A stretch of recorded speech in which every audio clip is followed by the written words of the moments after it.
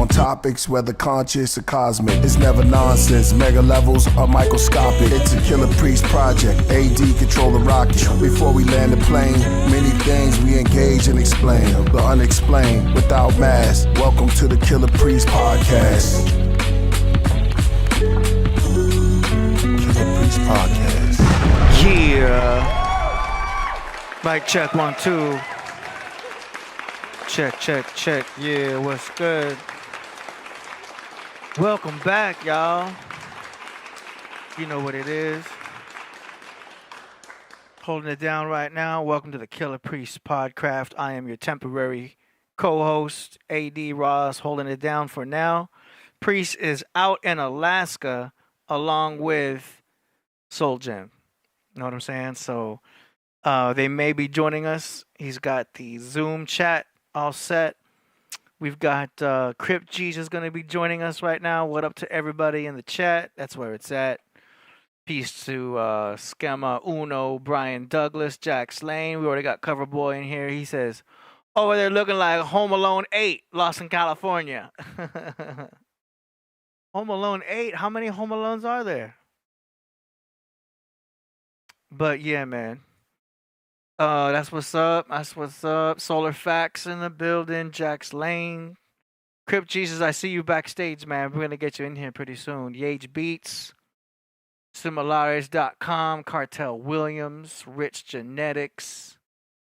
Bragadino said, yo, AD just did a 7-minute live show at Right Quick. It's about astrotheology.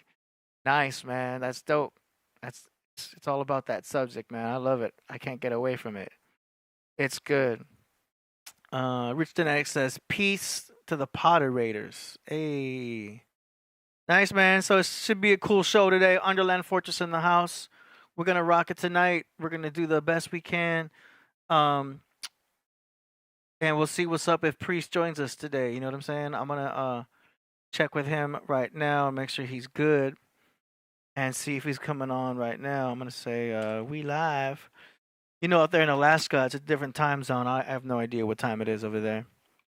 But, yeah, so he's got the link. We'll see what's up with all that.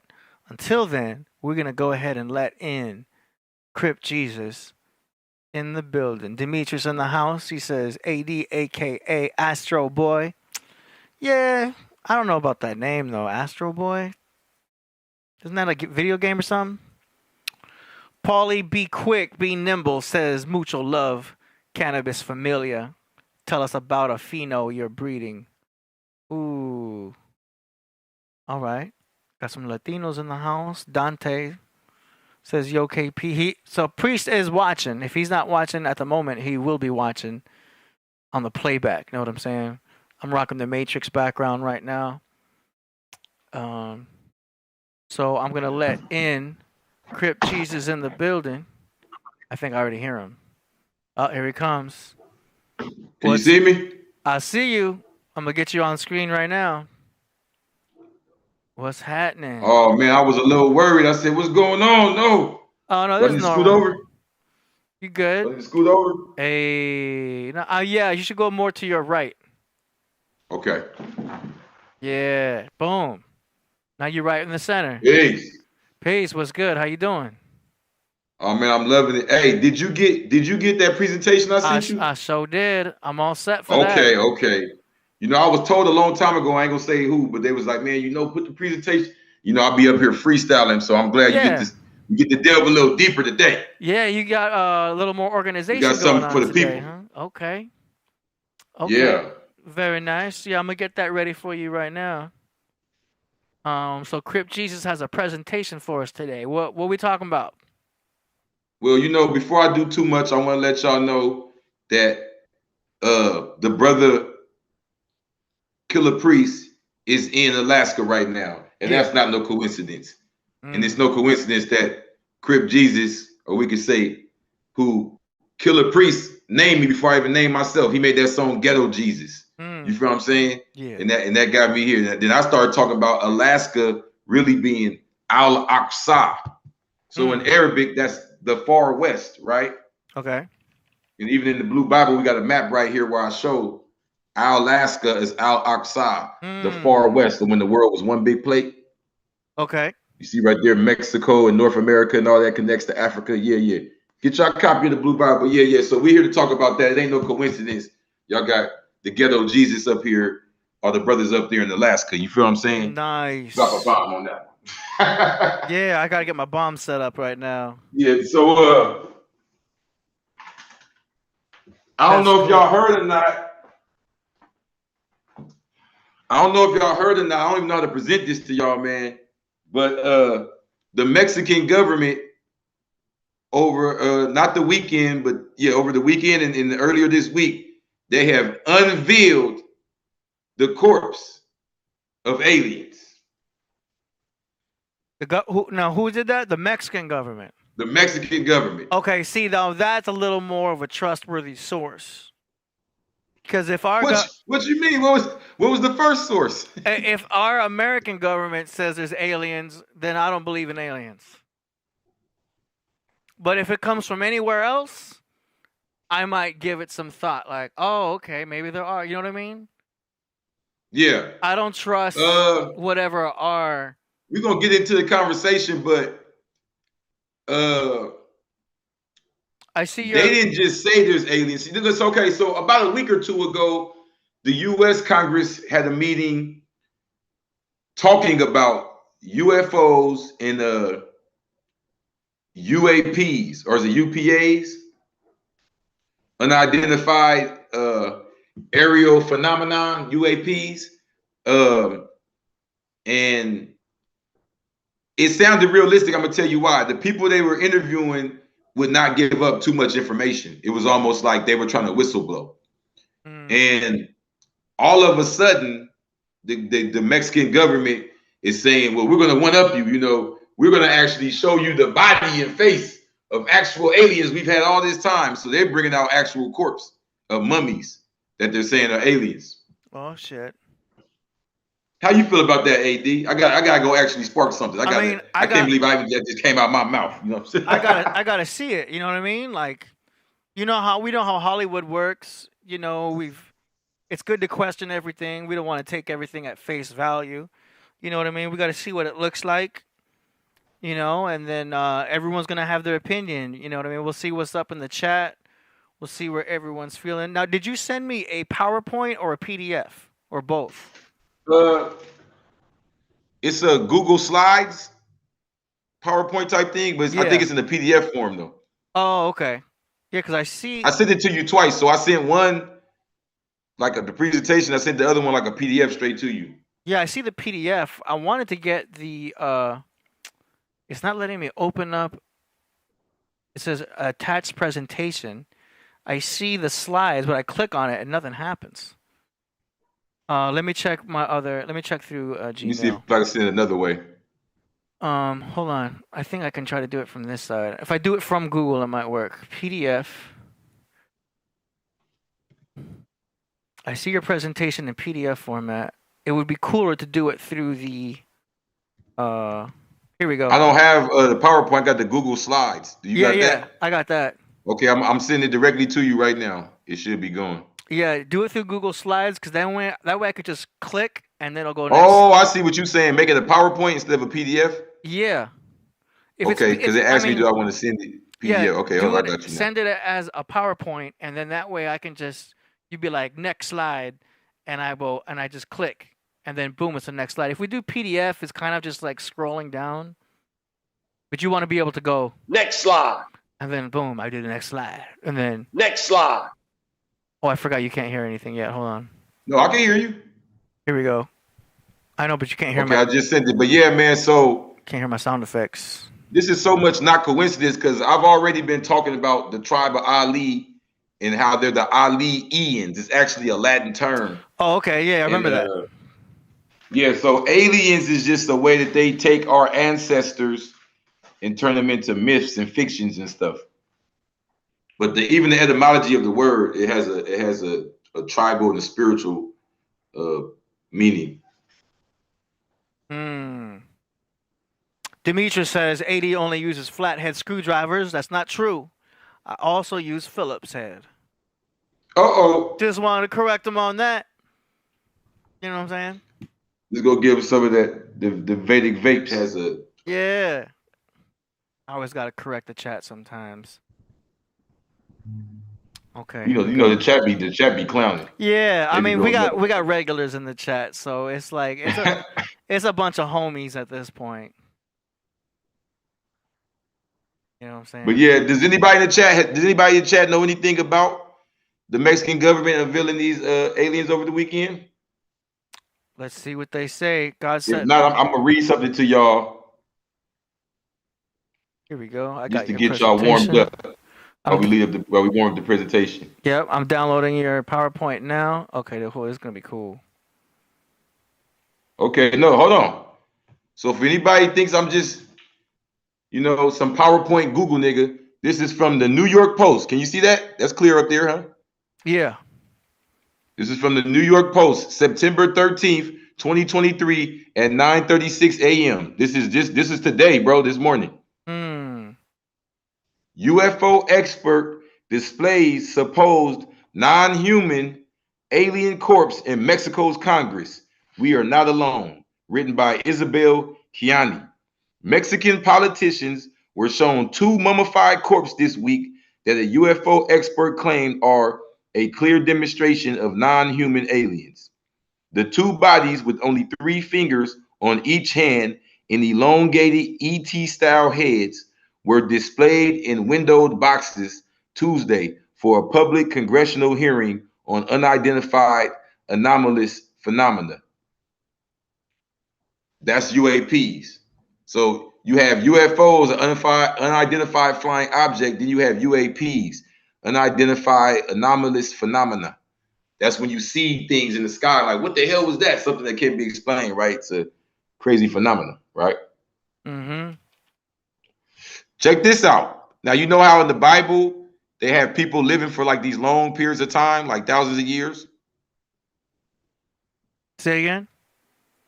You know how in the Bible, in the earliest chapters, it says people's it says how long people live, and they'd be like thousands of years or hundreds. Well, not Yeah. thousands, but it'd be like almost 1,000 years. Yeah. Okay, so these corpses are between 700 and 1,800 years old, with X-rays showing one has mysterious eggs inside. UFOologist James Watson told the hearing, "We are not alone." The longtime UFO enthusiast told lawmakers that DNA testing proved that these specimens are not part of our terrestrial evolution. This is the first time extraterrestrial life, is presented in such a form, and I think there is a clear demonstration that we are dealing with non-human specimens that are not related to any other species in our world. Here goes the picture. It looked like Yoda. No, wait a minute. It's like the one for the movie E.T. E.T. Phone Home. Yeah. The ancient specimens were retrieved from Cusco, Peru in 2017, the hearing was told. I'm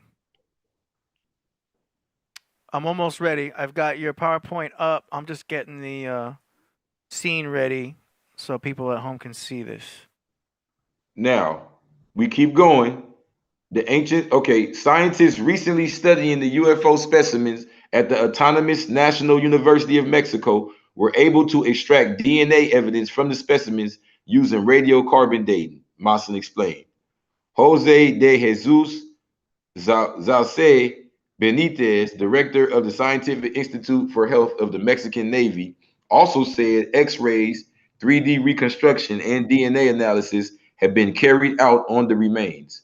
I can affirm that these bodies have no relation to us human beings, he said. The mysterious findings were presented alongside a slew of other videos of UFOs and unidentified anomalous phenomena. The hearing aimed to rule on the phenomenon in the Aerial Space Protection Law, which would turn Mexico into the first country in the world to acknowledge the presence of aliens on the planet, local media reported.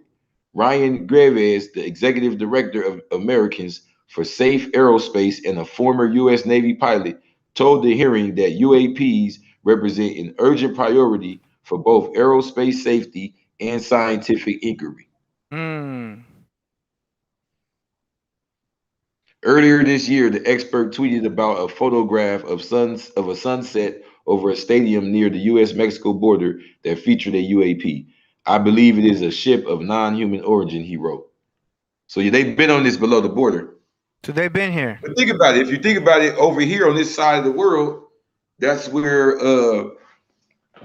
you have like a lot of the most sophisticated and high level technology as far as dealing with the natives and the indigenous people.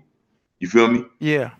Because over there on the other side of the water, it's been tampered with way more than over here. It's been tampered with a lot over here, don't get me wrong, but it's been tampered with a whole lot more over there. Probably, I would say the North, like North America, has been probably done the worst. And that's what I write about a lot right here in the Blue Bible. And I talk about this word alien and why they coming over in this area. You feel me? Yeah. Roswell, Area 51. You feel what I'm saying? Yeah. All right. Well, I got your presentation on screen. We ready to rock when you're ready. You all right, let's get it. Do you see it? I'm just fixing some things here. You see it right here in the middle? Yeah, alien bodies unveiled in Mexico. Boom. You ready? Let's get it. You ready? Yeah. Okay. Oh yeah, next slide. Let's get it. Here we go. I think I already gave y'all enough on that. Yeah. So, like I said, I break down this being our ancestors, and basically when we get to tapping in more, whether it be through meditation, astral projection, just like when we get more in tune, you see these appearances a lot more. You feel me? And this has happened before in the 70s with a dude from Grenada named Sir Eric Gary. He was going to the UN telling them about all the sightings and all the visits they were getting in South America, because he had a lot of females down there that were into the voodoo and into different conjuring up different, ancient things that sound spooky, because we have a certain way that we use the word spirit, and you think of ghosts and shit like that. You feel me? Yeah. But if you were ever to make these things scientific, what you would be explaining is kind of like what they call an alien. This ancient people that were of a higher level of being before we even started dealing with meat and even dealing with the stresses that we deal with in this man-made world, before we even started mixing our races as much and dealing with chemicals and polluting our bloods as much. And even when we were just a pure form, and I don't even mean just like a lot of people want to deal with Africa and being black and they stay stuck there. That's why in the Blue Bible, I have right here this Washita map signed off by the Empress, you feel what I'm saying, with back at a time when the lands were one, but politically, you feel what I'm saying? And what you find here is that at this time, you have us not just black, you have ancient, tribes and versions of us that were green, that were bluish, because of our different diets, because of our different environments. You know what I mean? There was a time when the trees were bigger and the lizards and everything was bigger, so we were bigger. You know what I mean? There was versions of us that were smaller. And that's really what I get into here. So from slaves, from spaceships to slave ships, you know what I'm saying? Mm-hmm. But let's see, we talk about the word alien, right? So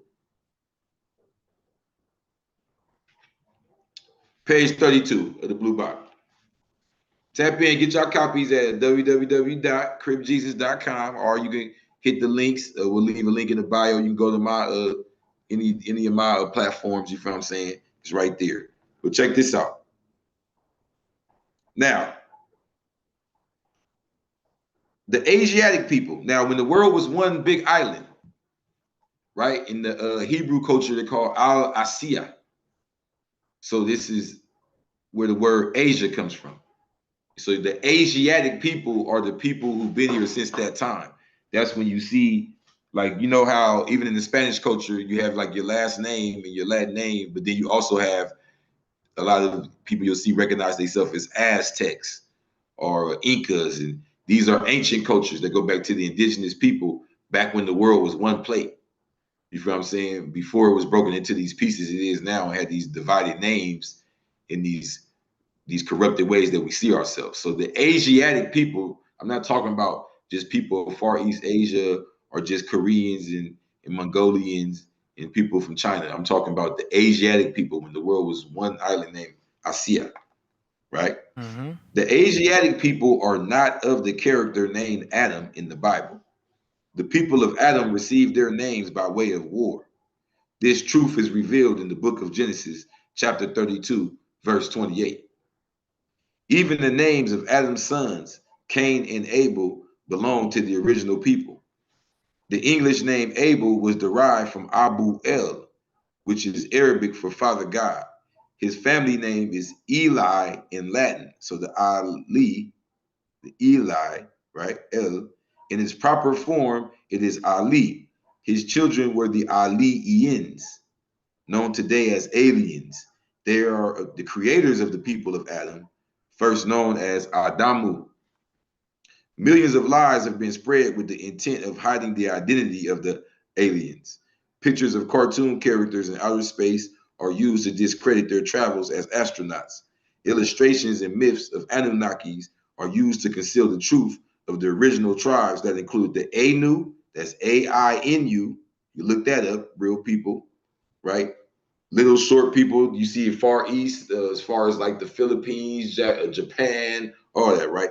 Anu, the Anu, you even see so-called pharaohs with that last name. You feel what I'm saying? These are the creators of the Nile River, of all that civilization. They came from the West.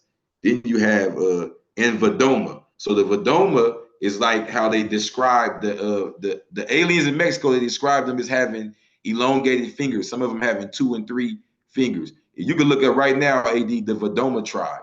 The Vedoma tribe, still to this day, right now, they're in South Africa, and they have, a lot of them have only 2 or 3 elongated fingers.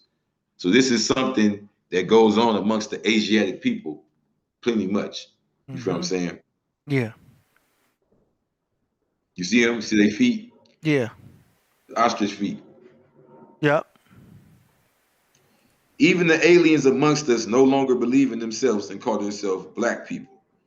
The people of Ali were responsible for the great civilization of Atlantis. It was their descendants that designed the great structures of Egypt, their descendants. So Atlantis being over here on this side with the Atlantic, and like it shows in the Blue Bible right here in this map, you can see how it looked when it was all one. You feel me? Mm-hmm. So you go right here, you'll see West Africa going right into right where today the Atlantis is, right where Atlantic would be, right? Now see, their cousins were the family of Cain. Remember, that's Abel, Abu El, known in Arabic as Yam or Canaan. The land they came from still bears their name today, Canada. Within their nation existed countless families, tongues, and lands. Still, as a whole, they were all Canaanites. The Canaanites of Yam are the characters of mythology. Some are remembered as dwarfs and leprechauns. The scholars of the West call these people pygmy. They refer to themselves by their own respective names. Amongst them were tribes of tall people, now remembered as giants, angels, and aliens. They were all children of God, born before other kinds of men, i.e., mankind. As revealed in the book of Genesis, chapter 6, the sons of God slept with the daughters of man. As time passed, their offspring became lighter, shorter, and weaker. Today, it is difficult to find anyone possessing 6 digits on their hands or feet. It seems the creators, Elohim, have failed and become the creation. So, as you see today, I'm not 8 feet tall with 6 fingers and 6 toes and blue skin, and you feel what I'm saying? We're the descendants. So that's why I say Elohim, the creators, have failed and become the creation. But that doesn't mean that we still can't identify with that higher self. That's why it's all about unlocking that junk DNA and giving and resurrecting, reincarnating, you know what I mean, our ancestors. That's what we do here. That's the whole point of what AD does when he's doing the actual self-work. You feel me? Projecting and come back and telling us what he sees, or eating this, changing that. You're literally changing the course of your own DNA. You feel me? Yep. And others that you spread the information with that take it on, you know. Mm-hmm. Now, the ethnicity of the Canaanites is Berber. The United States' first war was against the Berbers and their Barbary pirates. In the end, the Pilgrims were first forced to sign the U.S.-Morocco Treaty because politically the Berbers were our Moors under the jurisdiction of Morocco. So now I'm giving you a political location. You can see how they end up on this side, right? And even before this time in the 16, 17, 1800s, you see when you think about when I was talking about Atlantis and all that. So this is an ancient tribe, right? Before the Pilgrims turned against their own British crown, they fought in the French and Indian wars. The so-called French and Indian people they were battling were Berbers. Those labeled Indian were a mixture of nations that include Berbers from Spain, Portugal, and parts of West Africa. So a lot of people don't recognize that when you're talking about like Moriscos and the Morisco culture, which is dealing with all of the Spanish-speaking nations. That's a Berber culture. You feel what I'm saying? That's coming from not only Spain and Portugal, but their legacy and their culture with North Africa as well. You feel me? So that's why you see even a lot of in the words and the bullfighting and the dressing, a lot of the Moorish culture. And then you have the half who spoke French are called Maroon in history books. In 1933, the U.S. government recognized them as natives of Philadelphia, according to House Resolution 75. The families recognized by the U.S. government were of the royal tribe of Al-Bayt, the house of the Prophet Ali. They are Alians, aliens. Their surnames are legally El Bay and Ali. So what I'm showing you here is there's a connection between the original people of what we call West and North Africa. That's going like from Egypt all the way to Mali and all that, and Spain and Portugal, all that Moorish land. They divide us by not teaching us this. You feel what I'm saying? So when I talk to my Spanish-speaking brothers, Moreno, Morena, Morisco, they recognize that. You feel what I'm saying? A lot of our brothers don't recognize that, or when they do, they stick to just Moor, which is the English version. They don't recognize the other way. So when we put it all together and see that politically this is one, now we got to talk about what do these lands have in common. So we see these mounds all over them. They call them pyramids. But like I explained in the Blue Bible, the pyramid is actually the ritual that's done inside the mound.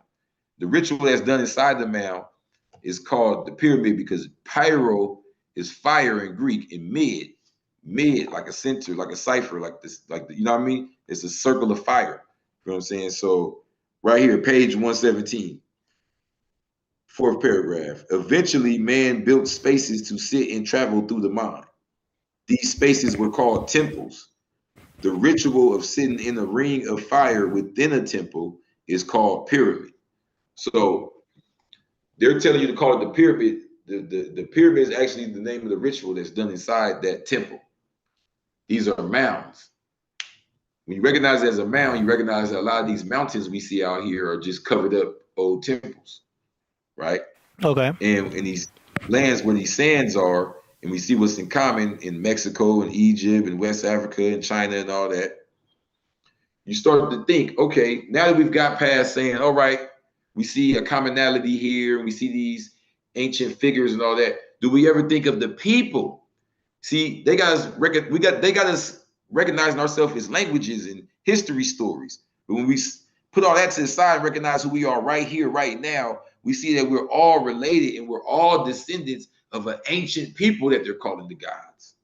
You feel what I'm saying? In Mexico, in Africa, in Europe, in East Asia, in Central Asia. You feel what I'm saying? And then we get back and see that there was a culture that united us. That's what I talk about in the Blue Bible. You feel what I'm saying? So when we go with that mind frame, and we get out of ooey gooey land and thinking of Save My Soul and fairy tales and all that type of stuff, we can delve into this book called the Bible, and we can decode it with the blue light.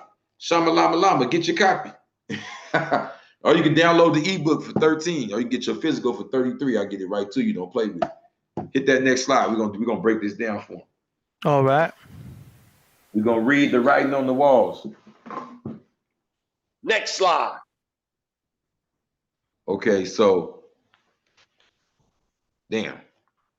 It's hard for me to see. Let me look. It's hard for me to see it right there. Okay. Okay, so first right here, we're going to go into the Bible. Isaiah 66, chapter 66, verse 15. For behold, the Lord will come in fire, and his chariots like the whirlwind, to render his anger with fury and his rebuke with flames of fire.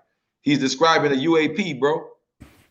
That's an unidentified, anonymous, autonomous, and aerial phenomena. Psalms chapter 104, verse 3. He lays the beams of his upper chambers in the waters. He makes the clouds his chariot. He walks upon the wings of the wind. Come on, man. He pulling up in that thing like he ain't playing.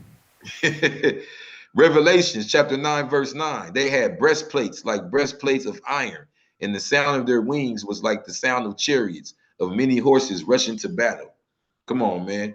The book of Jeremiah, chapter 4, verse 13. Behold, he goes up like clouds, and his chariots like the whirlwind. His horses are swifter than eagles. Woe to us, for we are ruined. He pulling up in that thing. He ain't playing. That's that wheel that Ezekiel saw. That's that big thing, man. You know what I'm saying? So that's just the beginning right here. So we breaking down how when you come in with this certain knowledge, that's why you need the Blue Bible. I'm not see the Blue Bible is not no cult type book where we telling you this the new knowledge. No, we breaking down and revealing to you the secrets that been right in your face the whole time. Hit that next slide, player. We about to kill it. Hold on. And Elisha prayed, open his eyes, Lord, so that he may see. Then the Lord opened the servant's eyes, and he looked and saw the hills full of horses and chariots of fire all around Elisha. Horses and chariots of fire, Vince's healthcare, right? So these are a couple people trying to draw it out, their vision of it. But the point is that it's something miraculous that we today would call a seeing UFO or a UAP. This is what the congressional meetings were sounding like. Yeah. You feel me? Just with some more modern language. Okay. Yeah, next slide. Oh, damn. Foo Fighter. Okay. So when you think of a chariot of fire, a lot of people say, man, you know, I heard that already. That ain't nothing new. What are you talking about? Whoop-de-whoop. This is why you got to get your Blue Bible. Because it gets deeper than you think. Okay? I don't want to spoil it, though. Let's break it all the way down for us. Take it slow. Foo Fighter from Wikipedia, the free encyclopedia. This article is about the aerial phenomenon. For the rock band, see Foo Fighters. For the home-built aircraft, you right here. Stuart Foo Fighter. The term Foo Fighter was used by Allied aircraft pilots in World War II to describe various UFOs or mysterious aerial phenomena seen in the skies over both the European and Pacific theaters of operations. Remember I said unidentified aerial phenomena? Yeah. They just said mysterious aerial phenomena. So that's why y'all gotta get the Blue Bible. You gotta mess with Crip Jesus. You need somebody to decode this type of shit. They be trying to hide what they saying. So, like I said, an unidentified aerial phenomena, you just don't know what. Like I can't explain what I just saw, right? But this is why I'm about to show y'all. Though Foo Fighter initially described a type of UFO reported and named by the U.S. 415th Night Fighter Squadron, the term was also commonly used to mean any UFO sighting from that period. Formerly reported from November 1944 onwards, witnesses often assumed that the Foo Fighters were secret weapons employed by the enemy. So check this out, man. Hit that next slide. Let's hit them with it. Y'all ready to see what the Foo Fighter look like? You ready to see what a chariot of fire looks like? Yeah. Why the picture ain't there?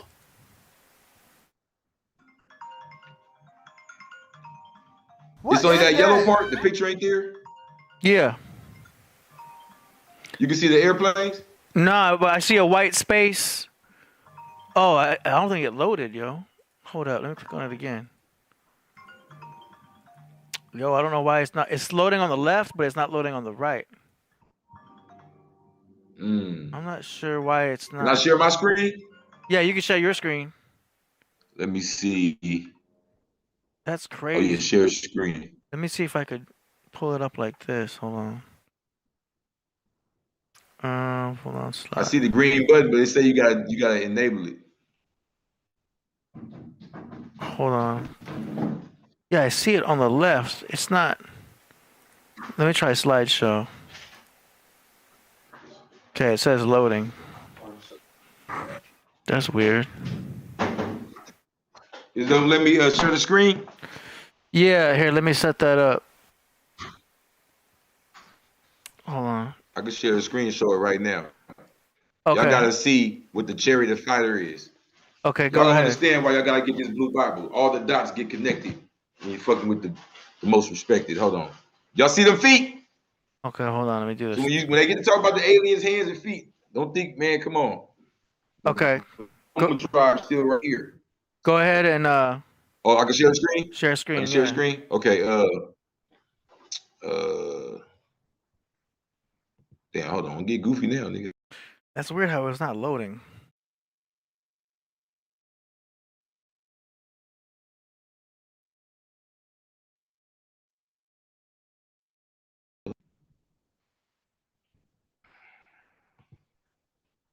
That Mercury retrograde.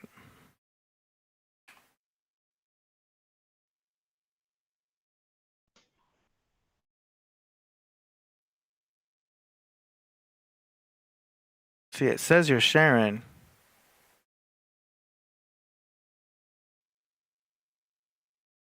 But we don't see nothing yet.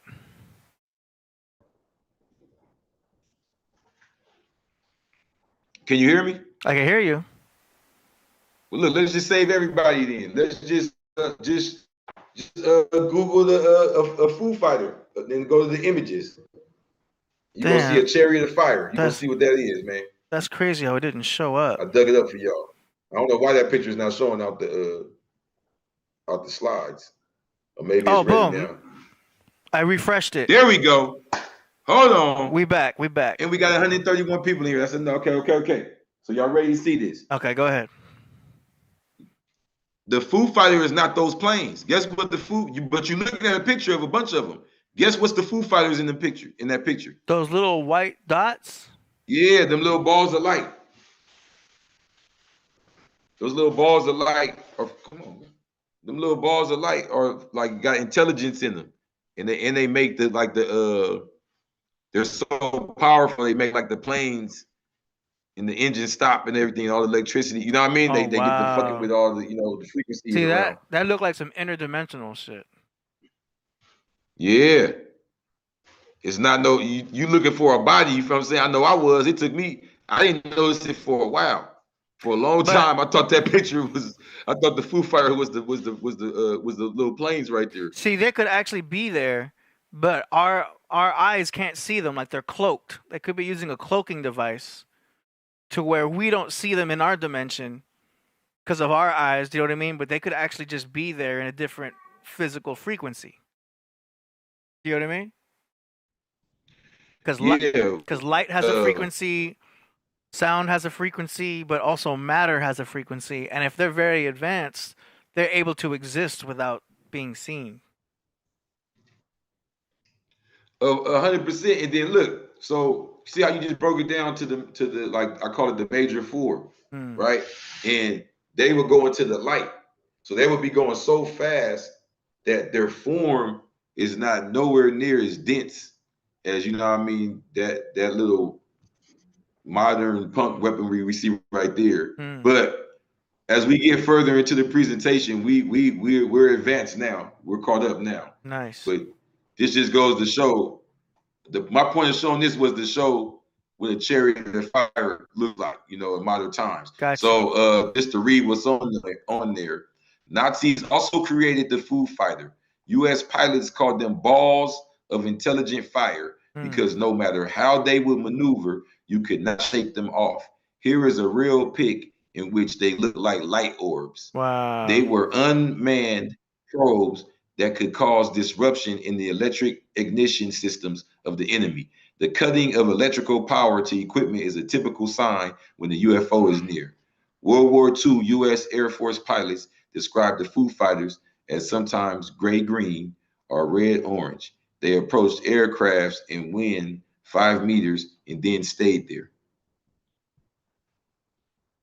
It's no game, man. See, that could also be considered paranormal activity, right? If you perceive it as such, but there's a simple science to it, you know. There's a science to everything in life. Yeah. You know? That's the beauty of it. I see that. But 100% though, put it like this. I know at that time I would perceive it as paranormal activity. Yeah. Like a ghost. You know, especially if I haven't been exposed to it. Yeah. We got fella B in the chat. He says, CJ, please read out Psalms 1045. My first question is, who is CJ? That's Crip Jesus. Oh, that's you. The blue guy. Amen. Okay, he says. I got you. Psalms 1045. We got it just for you. There you go.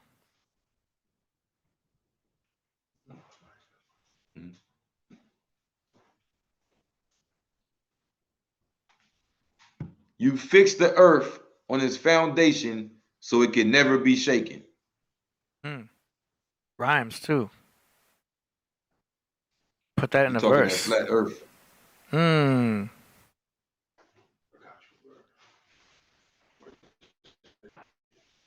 All right. Get the next slide, man. Next slide. I don't want to get stuck there. Yeah, let's go. I already seen it in the chat. Yeah. Let's go to Ezekiel's will, though. Next slide. See, this is really an advanced class on the aliens. Yeah. This is because there's some stuff in here that got to get super broke down. You know what I'm saying? But we don't got time for all that. So I've heard, I'm a Killah Priest fan. I told you long before they even crowned me Crip Jesus. You know what I'm saying? I was in the pen listening to Ghetto Jesus. I damn near feel like he made so. The point is, I've been listening to y'all. So I know you up on Admiral Byrd. Yeah. I know you up on the wall. Hitler hopping the wall. Yep. Don't act shy now, AD. I'm listening. I hear you. We're not gonna call you crazy. We're not gonna judge you. I said, yeah. Oh, I'm already like past that. I'm here with you. I'm your fellow crazy nigga. Let's get it. Let's go. Let's go. Niggas, nagas. I hear you. I'm listening. You know, we tapping in today. We going from Peru to Guatemala to Mexico to the Mississippi River to the Nile River. These are all the hot spots where the tribe of Ali like to come and visit a lot. The Ali's, right? Now, this the same ones that you see in all them tribes. They talk about their ancestors or like these animals or these shapeshifters or these different planets and stuff. Yeah. So that's all the what they call the Naga tribe. Okay. So you see still today we got the word nigga all around the world for the marginalized and the ostracized. You feel what I'm saying? That's not no coincidence. So that goes to the Naga tribe. Matter of fact, hold on. Get your blue Bible. You ain't official until you got yours. Hold on. Let's go to page 28 of the blue Bible.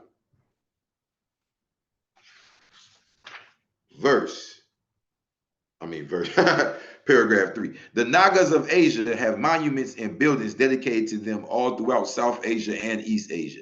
They are the blue gods we see in Hindu culture. When the United States dropped its atomic bombs on Japan, it focused on the city of Nagasaki because that was an ancient Naga capital. Okay? You feel what I'm saying? Another example, page 31 of the blue Bible. 5th paragraph. An example of an Asiatic people in mythology is the Naga tribe of the Naga kingdom in India. Naga means serpent, and the symbol of dragons and snakes is popular amongst all Asiatic royalty from the Aztecs in Mexico to the Shang dynasty in China. You feel me? So this is going back to, like I said, when the earth was one out of Asia. And that's why you got to get your blue Bible. If you want to get the royal official map and see how it fits in with today, how Mexico and South America and North America and all that signed and stamped by the Empress herself, it's the Washita. It's going to show you how we all go together. Now, the point is, what all that got to do with Ezekiel will, Crip Jesus, you everywhere. You sound like one of them hot niggas. No, I don't. You got to keep up with the keep up of the keep up. We're on the chariots of fire right now. And you got to understand something. If y'all conspiracy theorists like me and AD, and you don't give a shit, then you already ready to accept that Hitler did not, there's no proof of him getting killed at the end of women still protecting them. That's why he put the space station down there. And that all these things that's visiting us are not coming from the sky. They're coming up out the caves, out the mounds, and out the water. That's why Ezekiel's wheel came up out the water. And if you see how I just took y'all in the future to show y'all the Bible, that's because the Bible said in the middle. We're going to take y'all to the past. Did y'all see them feet though? Show them the feet again. Because you know they say the aliens got 3 fingers and 4 fingers, and niggas get to laughing. And they don't know. They looking at a nigga who my grandpa and them got 6 fingers. And y'all said niggas, nagas, chapter 4 of the Blue Bible. You hating on yourself if you don't got a copy. I remember Priest talking about this. Huh? I remember Priest talking about all this too. Oh yeah. So I had to bring them to the future. See, that's those pictures are now. So I had to bring them to the future to show and prove something in the Bible. But now we can take them to the past to show and prove. You know what I'm saying? So on that Ezekiel's wheel, anybody that deals with Buddha should recognize that's I believe they call it the Dharmic wheel. Okay.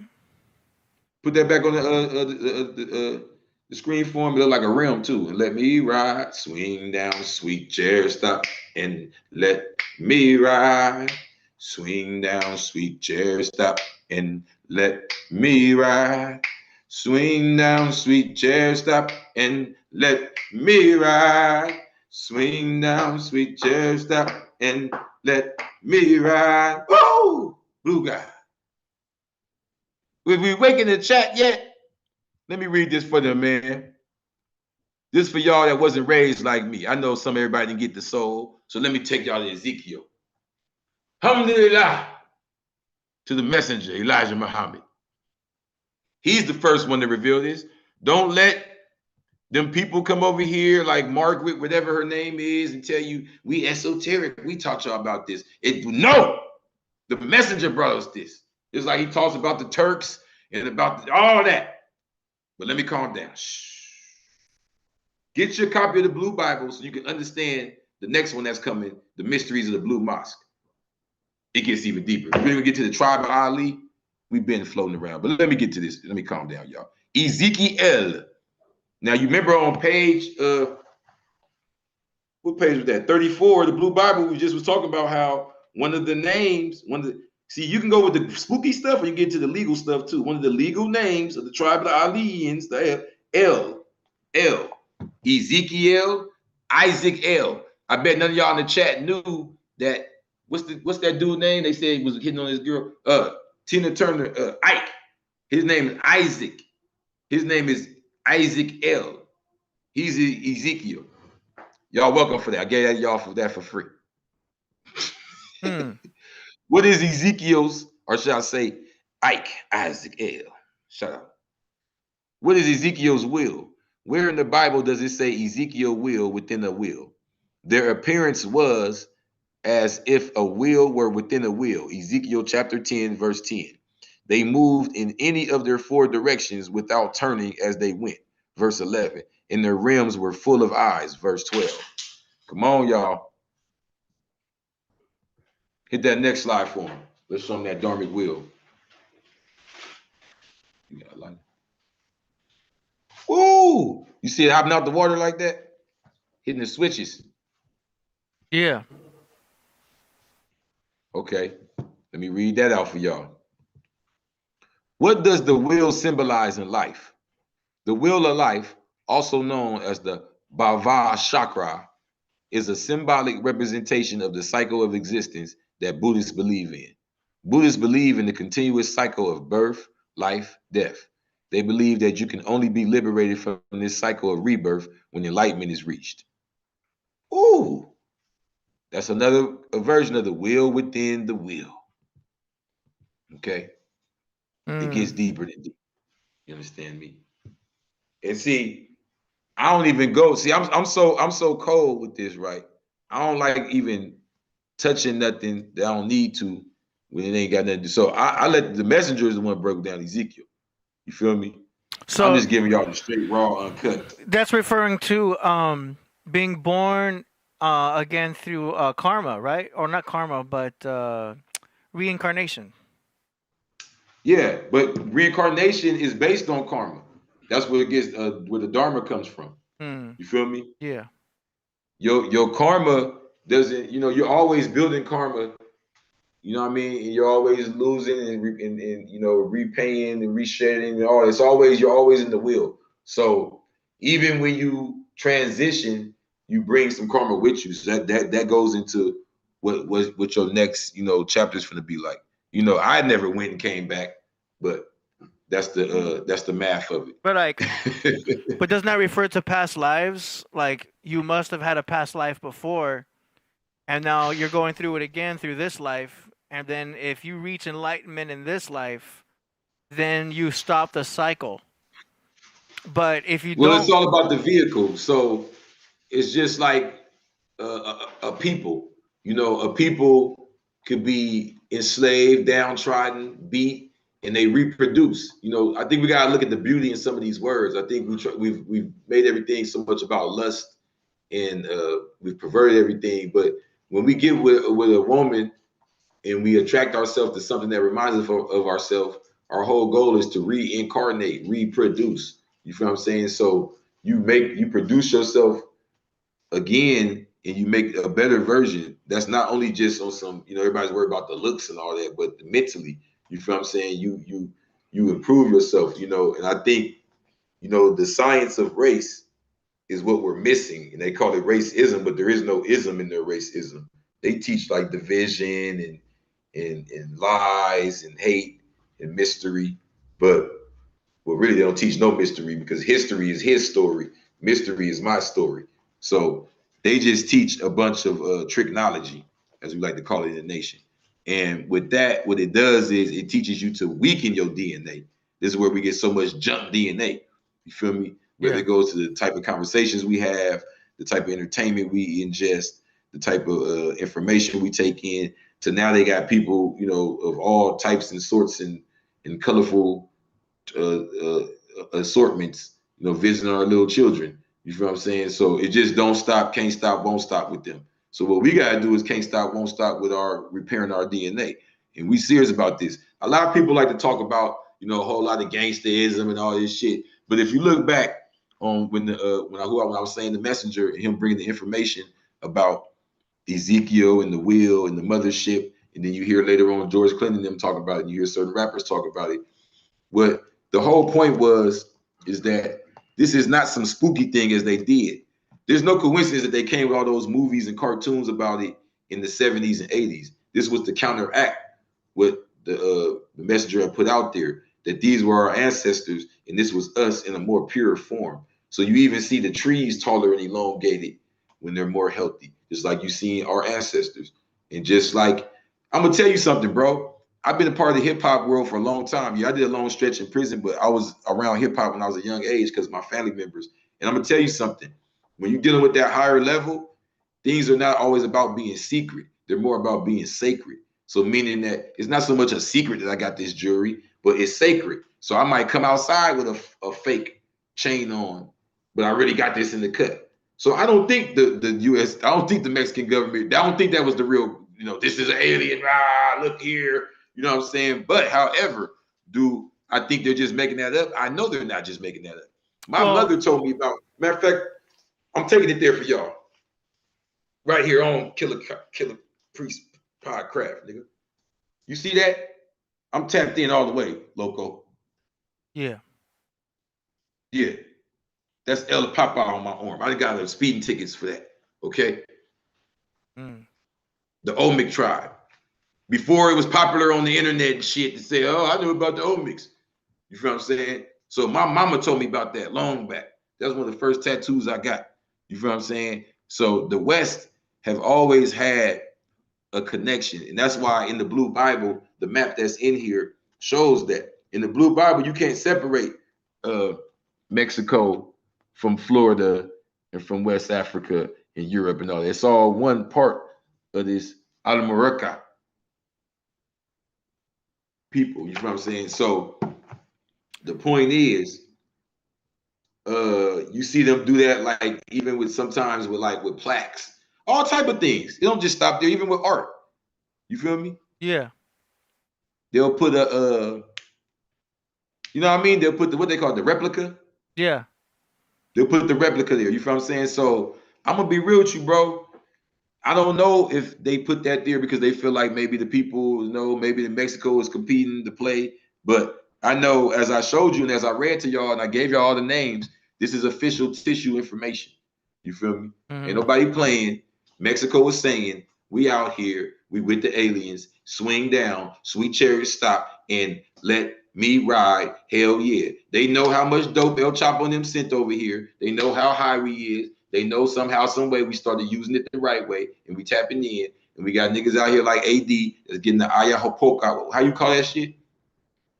Ahapaka. You know what I'm talking about. Don't do me like that. I heard Don't that. do me like that, AD. I heard that term before. Ayapoca. You don't fuck with the what's it called? Coverboy was talking about that. Acapulco.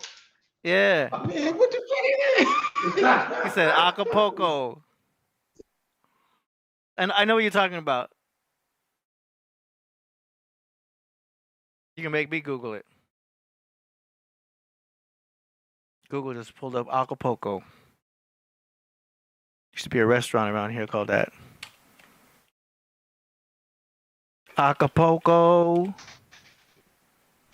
That's some people think that's when you sing without music. I'ma sing this Acapulco. It's the haluva. It's called ayahuasca. Don't play with me. Ayahuasca. I'll be all right. Okay. Oh, ayahuasca. You saw the wheel. Ezekiel. Yeah. Oh, you gonna act all surprised like you know I'm Ayahuasca. AD, you look like an ayahuasca using that. No, but the craziest I ever done was some shrooms at Knott's Berry Farm with some strippers. That's about as crazy as I've been. Ayahuasca's natural. It ain't crazy. I know, but that's even more intense. Ayahuasca's way more intense. You know what I mean? You gotta get with the shaman and get in the tent and all that. At the end of the day, it's stimulating the pineal gland to release the dimethyltryptamine into the brain, so that you're tripping on DMT, which is the most, powerful. This is what you gotta do before the year is over. Read the Blue Bible and hit some ayahuasca. Oh man! You will officially be part of the tribe. Shamalama. Yeah. We're gonna shamalama you. Next slide. Next slide. Oh yeah. Can you hear me? Yeah. This is just some examples for the people, just to show them that. Remember, I showed the Foo Fighter, so I'm taking them back to the future. Why do I keep showing the Nazis with this? Keep going. Damn, I did not see that coming.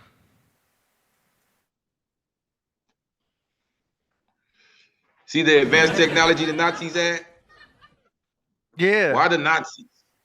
That's what I'm saying, because not every unidentified flying object is an alien. UFO. No. UFO just means. But you gotta understand though, just as well, like I told you what an alien is. So the question is, do you bear witness that there's ancestors still around? See, this is where we get it sounds spooky, but this is where you get into the health when I was talking about ancient trees, there's ancient people. And I don't even mean like some old motherfucker that been around alive 1,000 years like a vampire. I'm just saying there's people that haven't been tampered with around this world. Yeah. That have technology, have information, and some of them can be bought. Some of them have shared things for different reasons and all type of things. Sometimes for good reasons. We don't even know. Yeah, and we got to keep in mind bad to us. The word extraterrestrial. It's like it's extra, which means it's not in what our area is, and it's terrain, extraterrestrial. So it's from a terrain that's not in our land. So we can have a land and there's an outer land that we don't know about. So it's coming from an extra terrain. It's another terrain. You know what I'm saying? Not necessarily from some, outer space situation. Well, we can even go. Well, I want to stick with how you going. Let's go head up. Let's lose all the spookism. Let's kick all the spookism to the side. Spookism is now dead tonight. Yeah. Drop a bomb on spookism. Booyah! No more ghosts. Extraterrestrial. Yeah. More terrain than it appears to be. More than we even need, right? The world, according to Quran, no, my bad, pardon self. Can't go that far. The UFOs. According to Hadith, Yeah. according to the Hadith, Allah created there's 7 layers before you get to the time of Adam. Right? Mm-hmm. So people say 7 generations. We're talking about Agartha. It's saying that the world has actually been destroyed and restarted 7 times, and there's other levels of the world underneath us. Yeah. There you have it. Yeah, because we haven't finished exploring all of the seas yet. There's so much stuff underwater that we don't know about. Hit that next slide, man. It gets deeper and deep. Do you know what I mean? And of course, we're never going to know the extent of technology that our military has. They're not going to tell the general public about what they're really doing, what they're messing with. You know what I'm saying? The technology that they have, they're not going to announce it. Like they're way ahead of the technology that we know of right now already. Well, that's what the messenger said. He said that we actually have an advanced technology, and that's why we got to go to the past to see the future. And that's what Ezekiel and all of them are talking about, that there are untampered with people we have that are related to us. That and if you just it sounds more spooky because I'm talking in English and I'm talking about Elijah being the messenger. But that's why I said I'm glad it was Mexico, because now we can go to the Aztecs. Now we can go to the Olmecs. Yeah. Now we can go to the Incas down in Peru and see that they talk about this already. Yeah. This is not spooky to them. They say, oh, yeah. We got the ancestor mummy over here. He tall. He got the long limbs, 3 fingers. He the one that had this pyramid right there. And they got visited by such and such.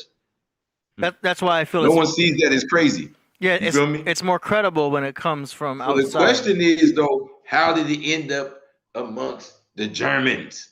Booyah.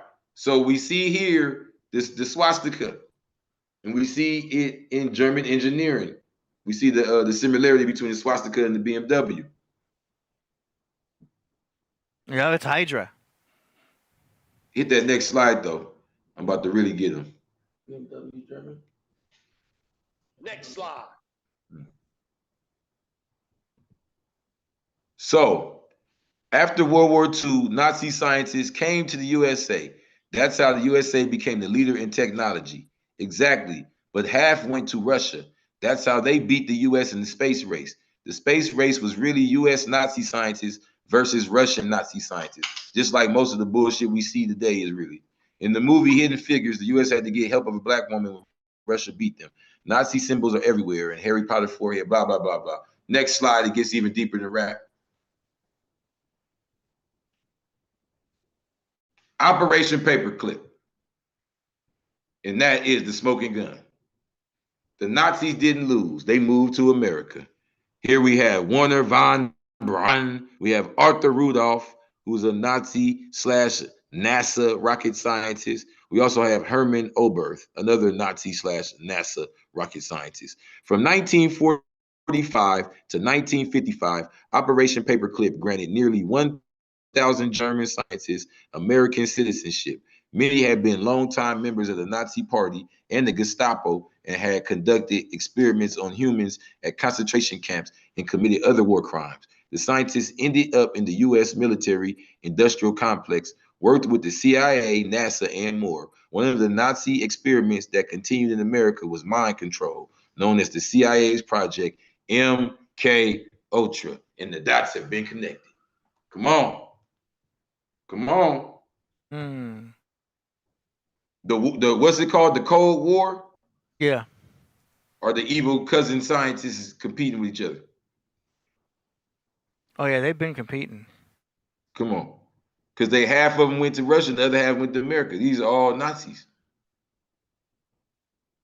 So now we see why they call themselves NASA. NASA. Hit the next slide. Watch this. It gets even sicker.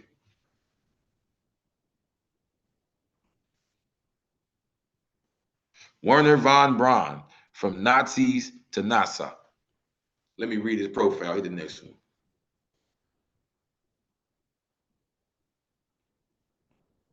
We there? Okay. Oh, hold on. Got to reload. Werner. Hold on. Boom. All right. Let me get y'all started. Werner von Braun. Werner Magnus Maximilian Freiherr von Braun. Born on March 23rd, 1912, and survived till June 16, 1977. He was a German, but he was later American. Mm-hmm. Come on, y'all. He was an aerospace engineer and space architect. He was the leading figure in the development of rocket technology in Germany and the father of rocket technology and space science in the United States. He's just one of the main examples of those that went from the Nazis to NASA. Yeah, I believe it. Yep. Now, hit that next slide. We're about to connect this now.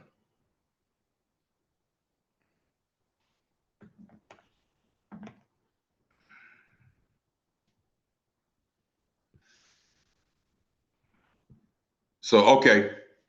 So it's no mistake that they came to the areas around California, where they claim it was this ancient tribe of Black women, Moorish queens, and around what they called Aztlan. Now, what you gotta understand is the Aztecs get a lot of fame and a lot of credibility.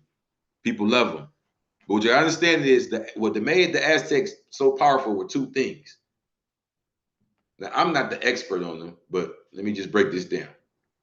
For one, they inherited the mathematics and the science of the Mayans when they traveled south. Now, you could say they enslaved them, whatever you want to say. I wasn't there to break that down. My point is they inherited that aspect of it for sure. This made them, like the Mayan calendar and all that, you feel what I'm saying? This made their mathematics and science superb. But also, where they came from themselves, people forget this.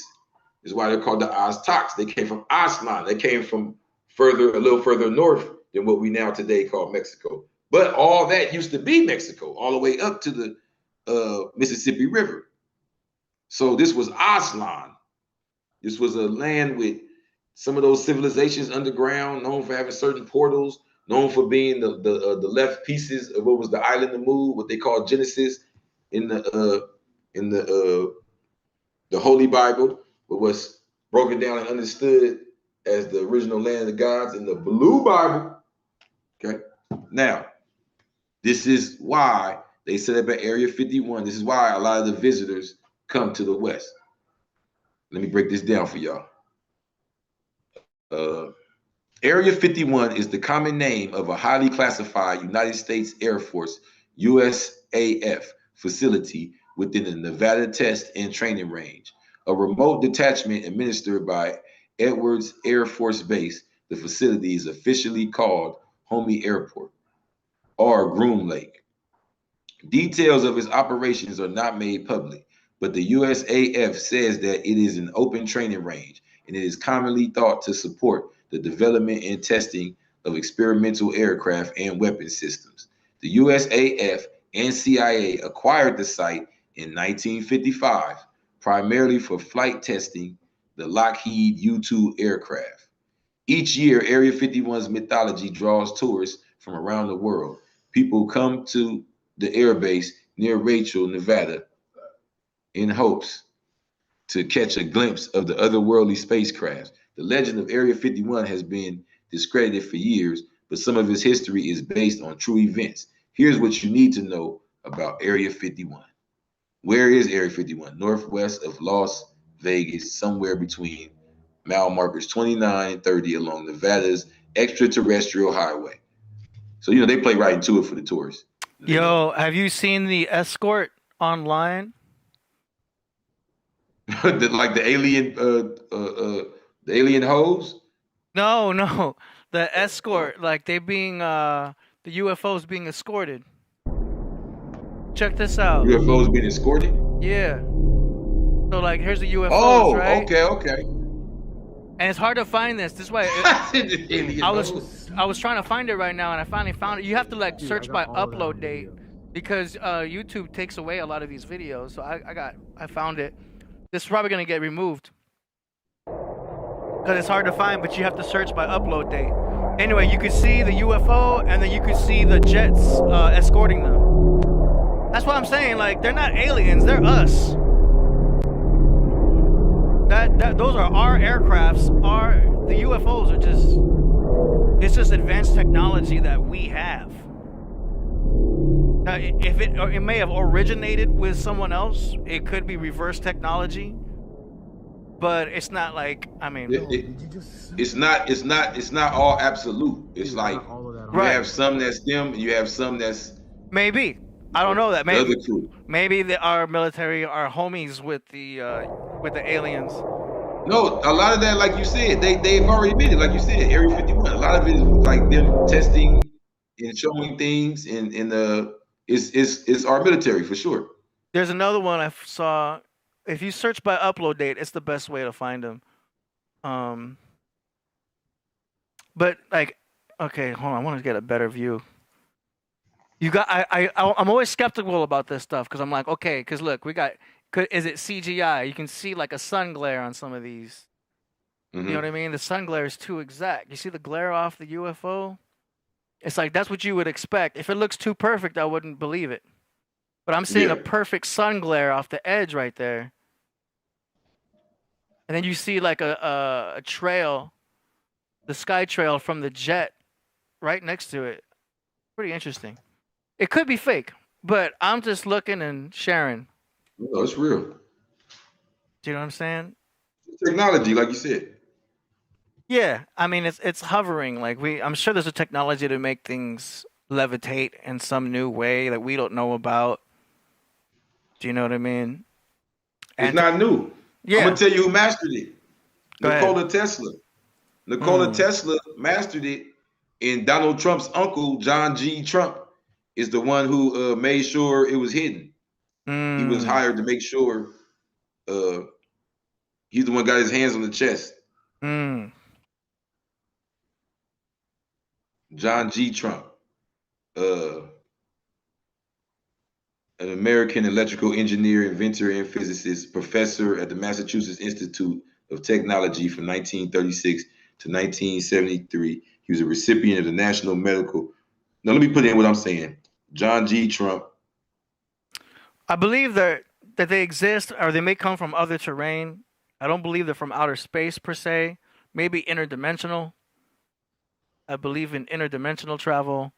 You know, because we did have like portals in South Iraq and all that, where they can go to other dimensions and stuff like that. Time travel, I don't know.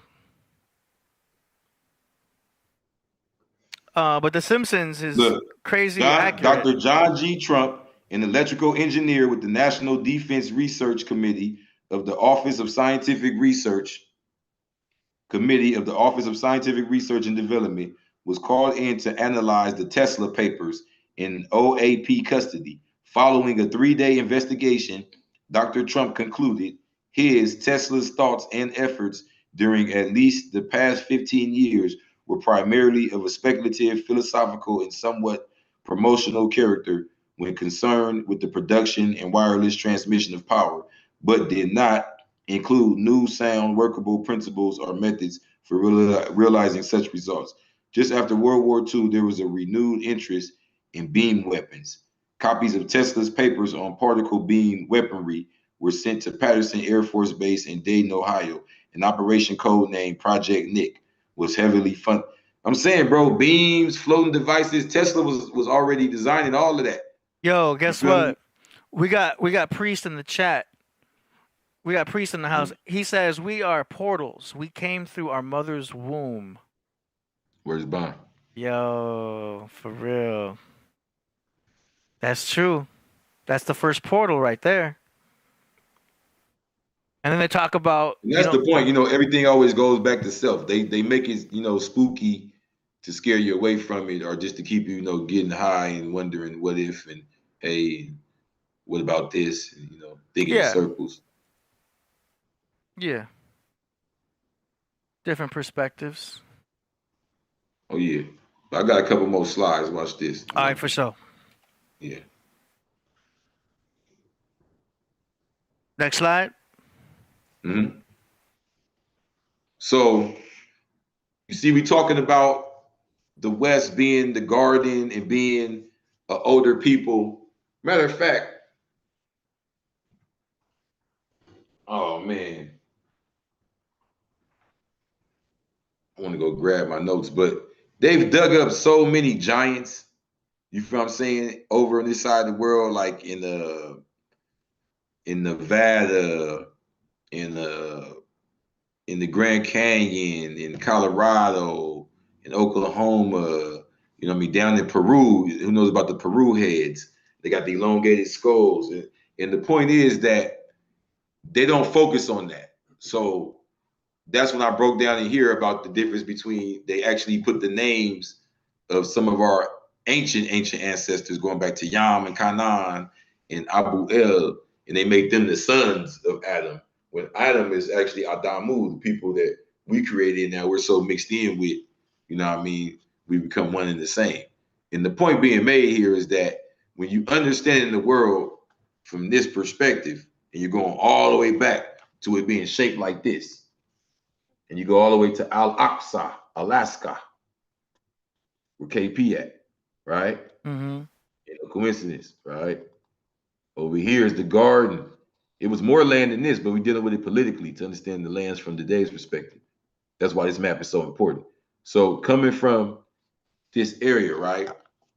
So Genesis 3:5, the bitten apple represents the occult secrets in the garden, which according to Moore's science is the Americas.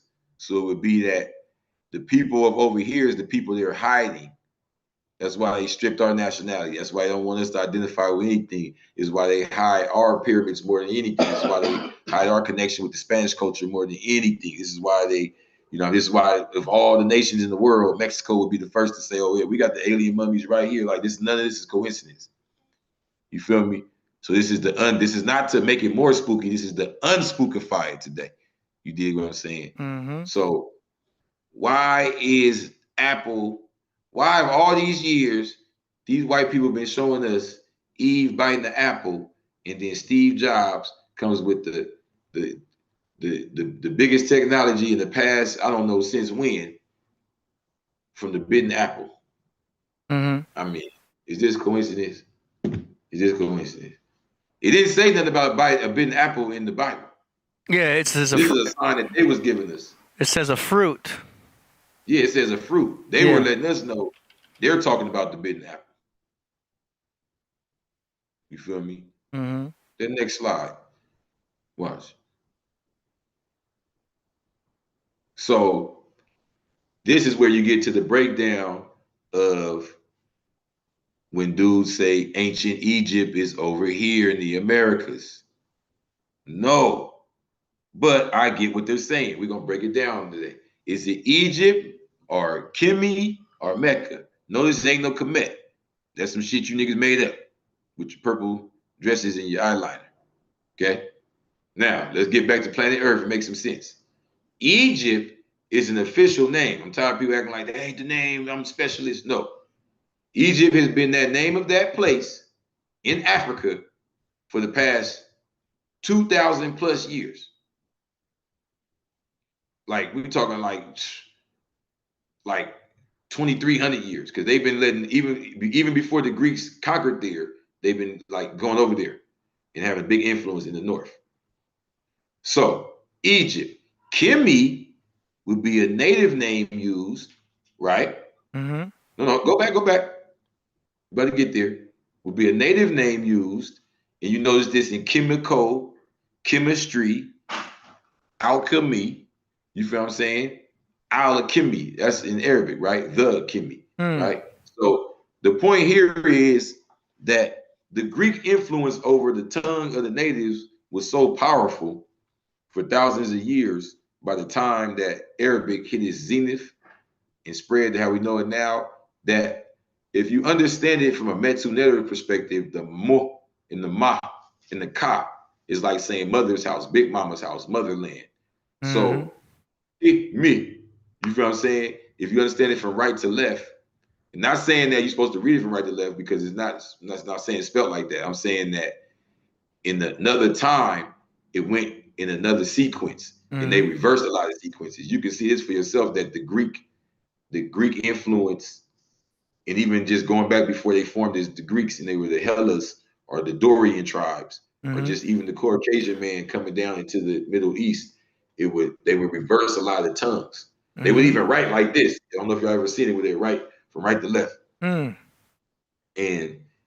we go naturally from right to left. They'll go like left to right, left to right, left to right. Yeah. So now we get them, calling a lot of our geniuses dyslexic, you know what I mean, and retarded and all this shit. But you see, math still go right to left.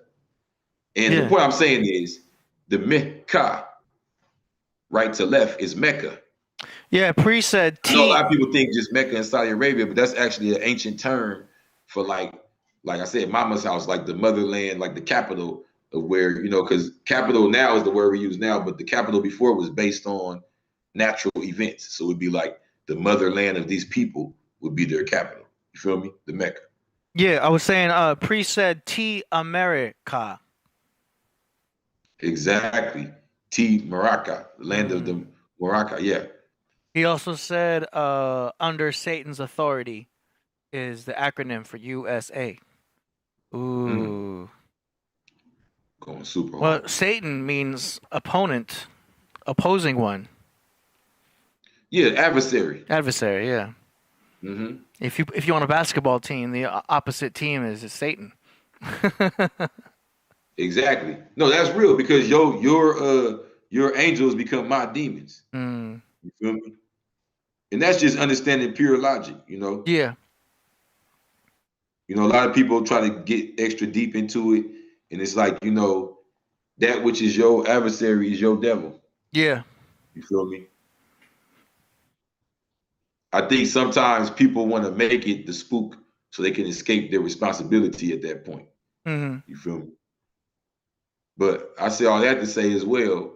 So we have Egypt, then we have Kimi, then we have another time long before that, Mecca. And guess what, y'all? I'm here to say that was not right there.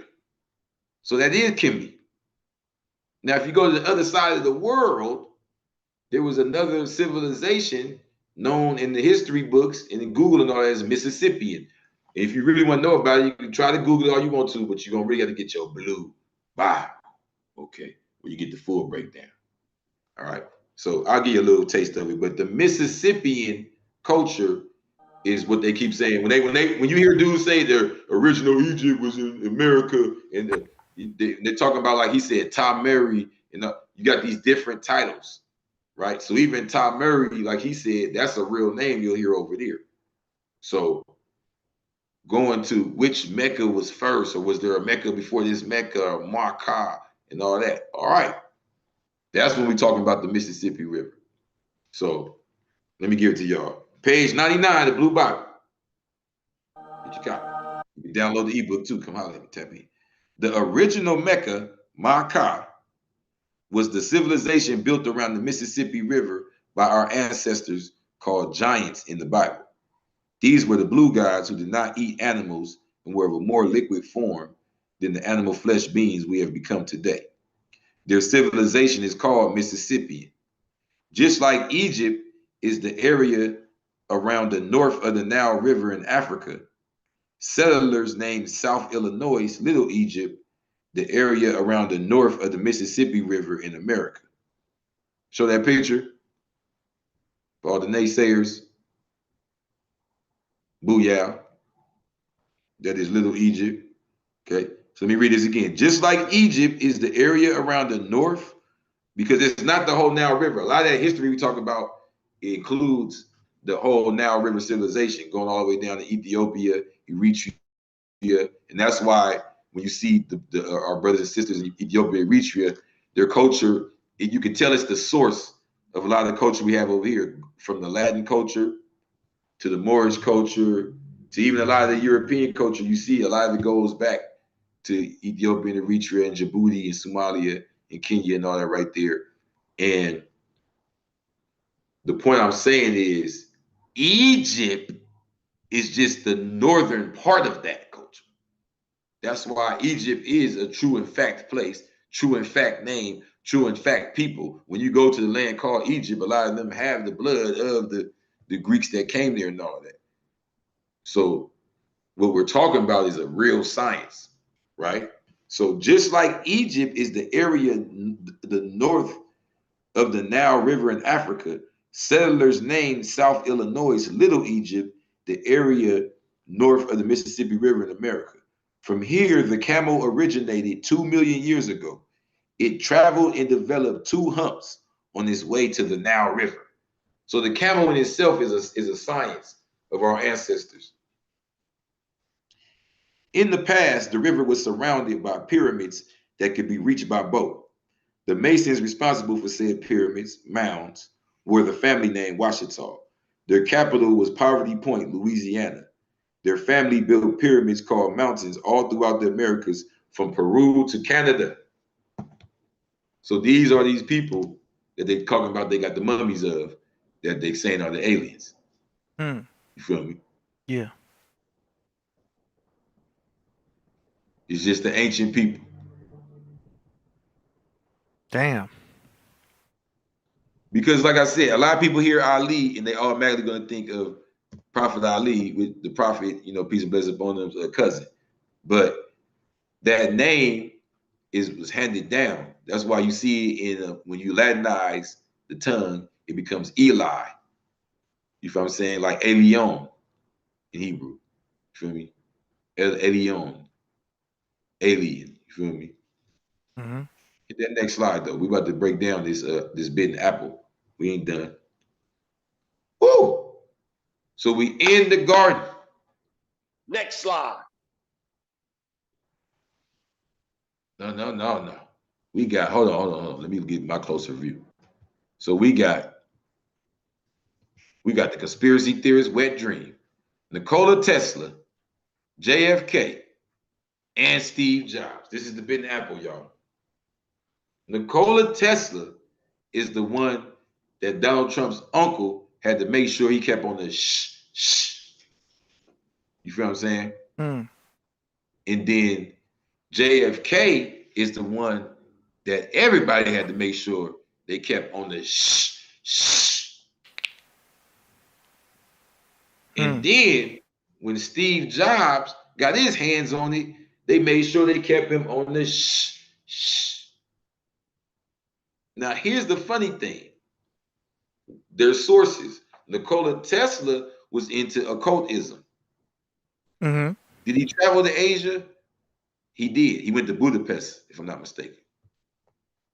Steve Jobs, same thing. Who else? Hitler, same thing. Why was Hitler and them calling themselves Aryans and Nazis and rewinding the swastika, which it has ties to Ethiopia, but at that time it was very popular amongst the Hindus. This is no coincidence. But was JFK into that? It's not what I'm saying. He got it directly from the. Wait, hold on. Let me see. And they made sure they kept him. Shh. What I'm talking about is the advanced technology. Everybody wants me to say the aliens. No, the aliens are our ancestors. You feel what I'm saying? Now, do they got? I know about the Greys and the Anunnakis and all that, but I'm showing y'all. We showed y'all the Vedoma tribe, where a lot of these things are right in your face right now. You feel me? Yeah. But like I said, ancient don't have to mean that this person lived for these thousands and thousands of years. This bloodline could be separated from the masses for thousands of years. Look at Haile Selassie. Before the Rastas started smoking weed and pulling out their dreads, how many people knew that the tribes of the Bible was sitting right there in East Africa for 3,000 years untouched? I never heard that from nobody. I didn't even hear that in all the different lessons and all that. I never heard that. Yes. So real is real. You feel me? It gets deeper and deep. But we got Priest right here. He says, "Let's go. Garden of Eden sounds Sumerian to me." Yeah. So this is the point when I'm talking about it all being one, and when I said the aliens created the ones that's the Adamu. See, everybody's story is still credited, because when the Sumerians are talking about the Garden of Eden and all that, they're talking about their ancestors making them, their ancestors being the Anunnakas, the Anunnakis, the Anunnakis, the Vadomas, the Anu, the Anu. You feel what I'm saying? Mm-hmm. We don't, when I say we, right, it's very shaky where I get with this. So I'm not talking about just being dark skinned. I'm talking about the West, the people of the indigenous people of the West. They talk about coming directly from gods. They talk about coming directly from these shapeshifters and these planets and these forms and these beings. They talk about, they give direct times and dates and descriptions of their ancestors. And when you get to the Middle East and they dealing with the Garden of Eden story, they talk about being created and they talk about being cast to the east. You know, and I'm gonna tell you something. You know, in the lessons, it places the place of creation for the last man in Patmos. You feel what I'm saying? Which is island known as Pilan. So with that being the case, it's not about just being one spot like me and Minister Freedom broke down. You know, you had many different processes, and you still see it today. That's what a tribe is. That's what a race is. It's a group of people, you know, using like basically a form of eugenics to make just their own, only reproduce their kind. You feel me? Mm. But this is a war against all mankind,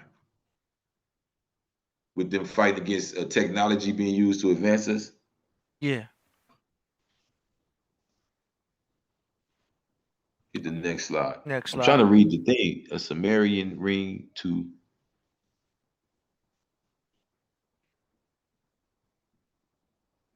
Well, a Sumerian ring to it. Okay, but look, the point is that the Sumerians, just like the Egyptians, and let me be clear here. The Egyptians are only 2,000 years old, so I'm not talking about the Egyptians. So a lot of y'all might say the ancient Egyptians. Y'all might say the Cometians, you know, the Talmerians. You know, we could do this all night. So the first niggas over there, right? Well, the Anu, that's what they bear witness to, that the Anu were their ancestors. And you see certain pharaohs with that last name that were like third dynasty, second dynasty, first dynasty, right? And if you look at it from the terms of the Metu Neter, mathematically, A would be numerically 1. Nu would be numerically knowledge cipher, which is 10. And what it would be saying in a hieroglyphic breakdown, it would be the male and the female, the original source of all the knowledge, and the cipher. It's kind of like when you was breaking down the dot in the middle of the cipher. You feel what I'm saying? So the Anu, you see the is the You know what I'm saying? The projective, the masculine, the Nu. Yeah. The feminine, the receptive, the cipher. You feel me? So the Anu name makes sense. And then you want to go even deeper. It says in the Quran that the people before the flesh people known as Adam, as I'm breaking down right here in the Blue Bible, get your copy from beginning to end, breaking down this tribe, that before Adam, it's described in Quran that there's a people that's from the smokeless fire, jinn. Now a lot of people want to say demonic and all that, but that's you taking your breakdown of it. But it doesn't say demonic in Quran. They actually had their own Surah 72, Al Jinn. And Jinn is, when you get into the Creole, you realize that the Ja sound developed, meaning that before the J and before the Y, which is Greek, a lot of times you get the Ah. There's no Ya there or Ja there, right? It's just Ah. And then you would have the Ja in, which they added in the vowel, and then that'd be the Nu. So I'm saying that the Anu is the jinn. You feel what I'm saying? And the Anu, the ones they describe as doors that went into like Japan and Far East Asia, and even what they call Druids. The Anu going all the way to Virginia. What the hell I just said? Nigeria, Ireland, Scotland, the Sumerian, one of the Sumerian gods. They like to use that name. So they bear witness to these ancestors that we're saying go back to, and I want y'all to understand something. I'm not one of these like super hard pressed Indian tribe dudes that's on some shit like the West. When I'm talking about the West, I'm talking about when our Asia was one body. This is why I'm glad I put the Washita Royal map. It's not just about the map. It actually has a revelation there where it says the world was Africa before it broke up and fled away. Confirmed. Genesis 10:25. So the point of this map is to show you how politically this is East Africa, this is Northwest Africa, this is South. You feel what I'm saying? This is all one, but we call it Asia. You feel me? And where he's at is Al-Aqsa. So the point is, there's nothing new under the sun, according to Ecclesiastes. What we saw in Samaria, in Egypt, is just the top of that civilization. These are big buildings and civilizations buried under the sand, and they have civilizations under them. And under them, they actually landed right there and built right there on purpose to get the power from the one up under them. Because it's extraterrestrial, land on top of land. These are the rulers of Agartha. What they call Agartha and the rest of the earth in the Metu Nether language, not Geb. I know a lot of you dudes gonna say Geb, because you're talking the Greek shit. It's Jeb. And when you're a god, you're a Ra, like the power of the gods. You're a Jeb Ra. So in Arabic, that'd be Al-Jebra, Al-Jebra, the gods of the earth, Al-Jebra, Al-Jabbar. That's us. Come join the Black Illuminati or get your copy of the Blue Bible if you really know who that us is.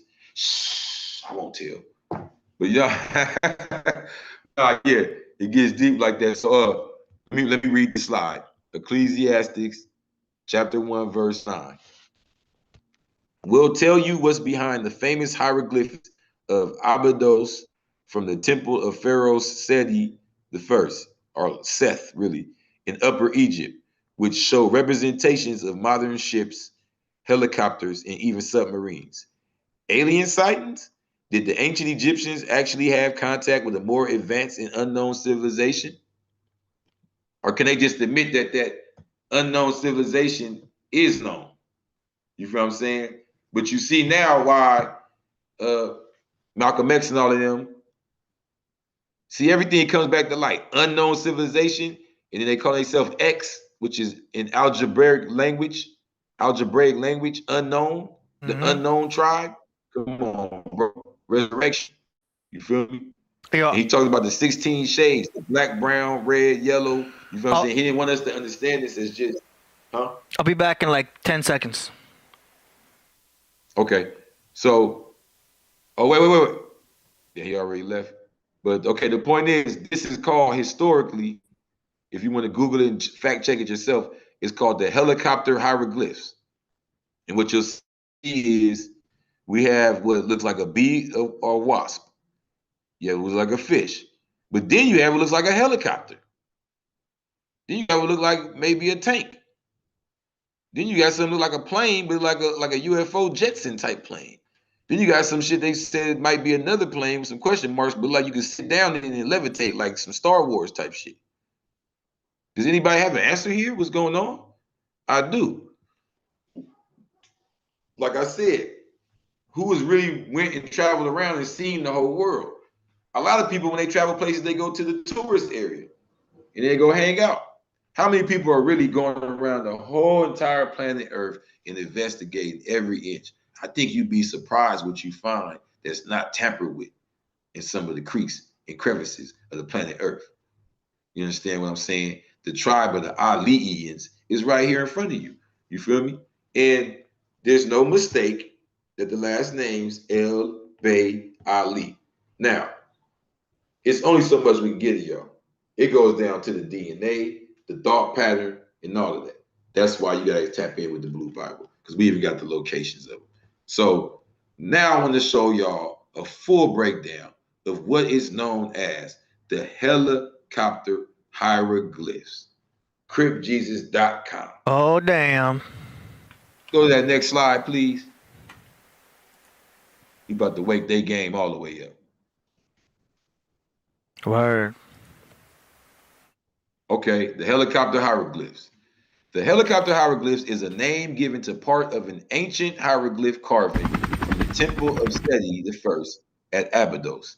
In paleocontact hypothesis circles, the hieroglyphs have been interpreted as an out-of-place aircraft depicting a helicopter above the 9 short vertical bars, as well as other examples of modern technology. See, have you ever heard of the Ica stones? Ica stones? Yeah. Nah. Okay, so we're gonna get to that next. That's another example. Hit that next slide. So we're going to show y'all a lot of these ancient carvings. All right, so this one I don't have a picture of it, but I think this is for all my real studiers out there. Take your notes. This is very interesting. And this is that same timing of the 18th dynasty, right around there. The Thule papyrus is claimed to be in a transcription of an Egyptian papyrus dating from the reign of Thutmose III. The claim originated in a 1953 article published in Doubt, the Fortean Society magazine, by Tiffany Thayer. According to Thayer, the transcription was sent to her by Boris de Rachowitz, who supposedly found the original transcription of the papyrus among papers left by Alberto Thule, a deceased Vatican Museum director. References to circles of fire or fiery disk allegedly contained in the translation have been interpreted in UFO and Fortean literature as evidence of ancient flying saucers. I brought receipts, y'all. Y'all gotta love me for this one. Damn.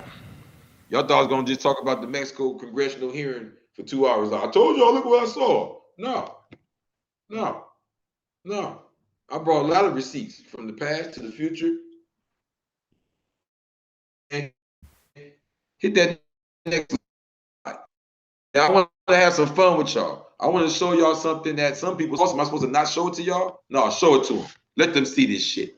Let them see it. They want to see fake booties and BBLs and twerking in the club. Let them see it. Let them see it.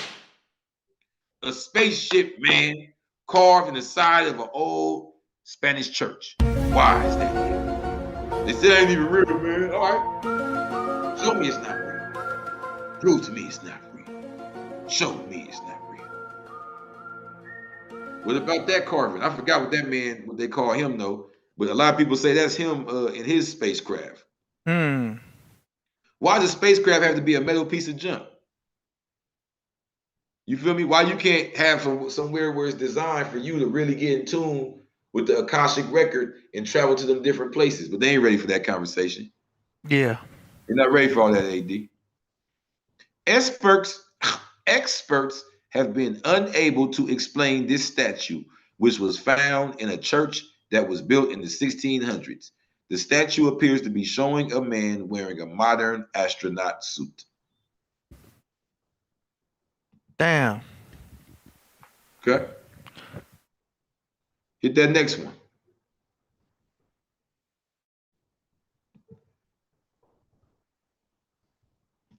So, is that the forbidden fruit? Where computers predicted in ancient America that they already knew. Look, it took us reading all the way to Revelations to say it's going to be in your hand and your eye. What are they talking about? They already told them. They said, don't bite that. You're going to know all the good and the evil. You're going to be stuck all day, all night. You ain't going to be nothing. You could be a millionaire, but you all on your phone just competing with the screen. You yelling at it, screaming. I see niggas die. Niggas be sitting in this room, minding business. Next thing you know, niggas shooting the whole house up, driving by because he started arguing with a piece of metal and plastic in his hand. You could see the whole world. He got the whole world in his hands. You look at some freaky, nasty, whatever. You could whatever, and some great stuff. It ain't just all bad. You could look up. You could feed children in Africa right here. I done been flat broke in prison and got one of these. Hold on, let me stop. Black Illuminati. But the point is though, where computers predicted in America. A lot of people say that picture was false. Somebody made that picture, but I think the message behind it is more important. So that's Aztec, right? There's supposed to be an Aztec with like an ancient computer, you know, some shit, you know. So in that verse, it actually says, Eve says to the serpent, I don't want to eat of the forbidden fruit. Now, y'all need to know that the Naga serpent, this word serpent is the Naga. And the Naga is the Nagar, the nigger, whatever you want to call it. But if you take that etymologically and break it down, take it all the way back to the mental nether and twist it around, you got to really be on the etymology shit. You take the na, you take it down to its basic base, an. You take the a or the ga to its base, ag, ga, ag, aj, ji. Then the ra is the energy. So this is her own inner energy. This is that serpent on the head, right? And it's floating up in her saying, come on, baby. You know you want to delve into the truth. So she wants to start playing with the witchcraft, right? He's showing her the future already. He like, bitch, I got you. She, oh, I see it. Oh. She already saw the rainbows and the freaky outfits and all that. Grabbed Adam and said, come look. He's like, oh, no. Gotcha, bitch. I don't see it, no. Gotcha, bitch.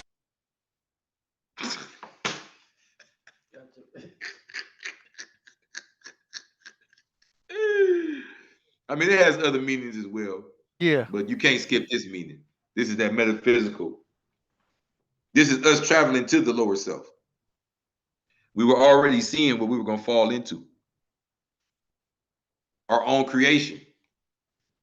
Not only as in the people that we created, Adamu, but our own future that we were going to create.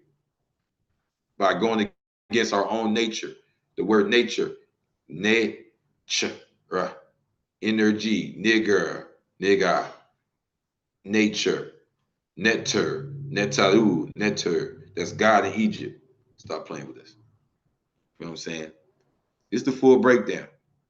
You know. I just wanted to bring that to y'all. When y'all hear about the aliens in Mexico. Let me see if I can find this again for y'all. In case y'all need some more receipts. I'm gonna just type in aliens in Mexico.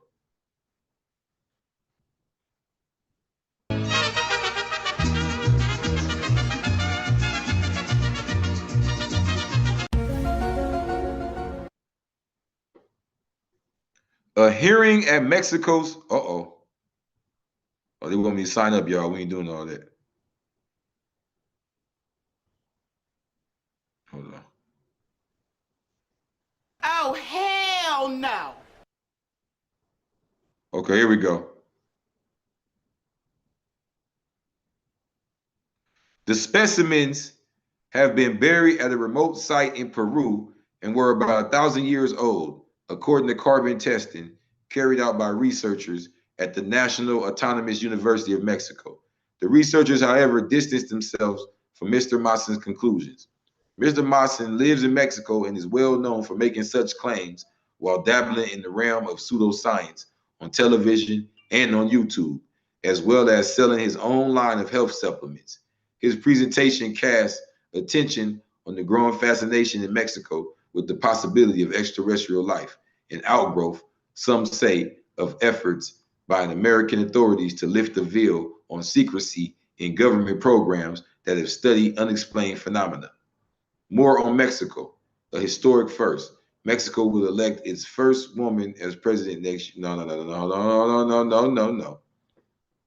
Others speaking before Mexico's Congress included Ryan Graves, a former fighter pilot in the U.S. Navy, who has described a close encounter with what looked like a flying spear encased in a cube. Mr. Graves, who similarly testified this year in the U.S. Congress, told Mexican lawmakers that such encounters were grossly underreported. I mean, we could do this all night, bro.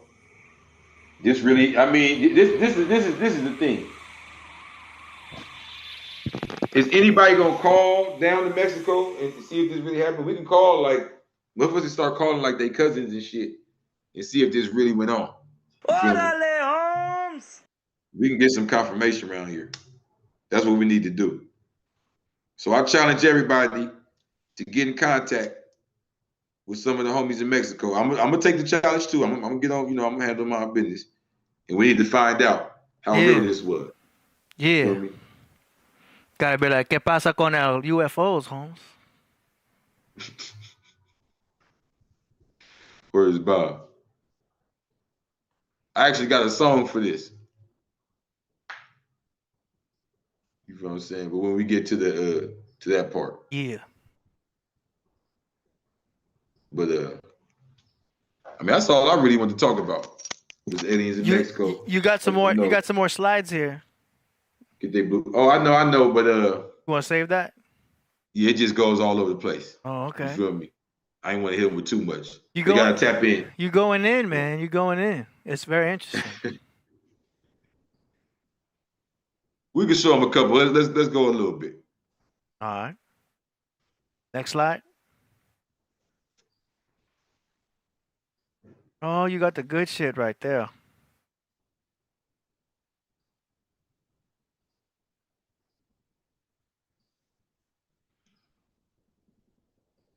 That one? No. The next one.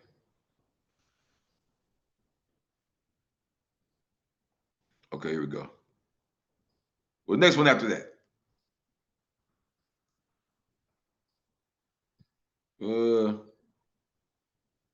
One more.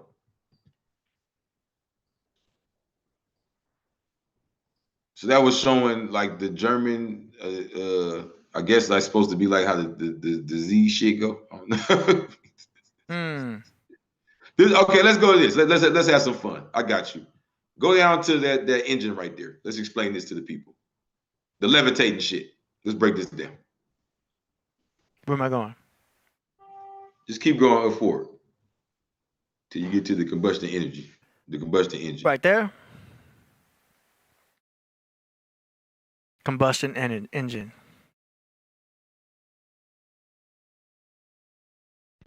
Okay. So how an engine works, how we know now, it explodes. It right? Yeah. This is a science most of us are very aware of. Explosion. This, which is you put something inside of something that disrupts it to the point that it reacts and blows out. Very simple. Hit the next slide.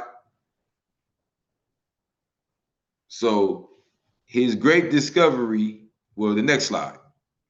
That's the ether force. So the point of this is how you would catch the instead of it exploding out, you want to catch it, right? So what happens here is the friction being created by the two plates, right, is being kept right there and circulated and being used as an implosion. So instead of coming out, it's coming in. So it's like if me floating around showing myself is the best example. Like it's like inside, and it's not coming out. So if you could center that in a way and control it, now you're using that same explosive, combustion, but it's coming in. You feel me? So yeah. So I feel like it's almost like whoever thought of the engine in itself, he was doing that in a way. It's just a more rudimentary level. You feel what I'm saying? More primal level, because the power from the engine is being used by the car. Yeah. Right? This is just a more cleaner, simpler way, and this is a way where it would levitate. Yeah, it always comes back to some sort of coil. Tesla had a coil, but even when they talk about levitation or some kind of generator, it seems to always come down to a coil. So what it says here is, in the activated state, the top and bottom disc revolved in opposing directions to build up an electromagnetic rotating field. You feel me? So this is where you go down to the pictures. Christopher Alexander says centrifuge. Exactly. Go down to the pictures. So that's the science being displayed here. See, You see how it lifts up and all that. they had these saucer type crafts for a while now.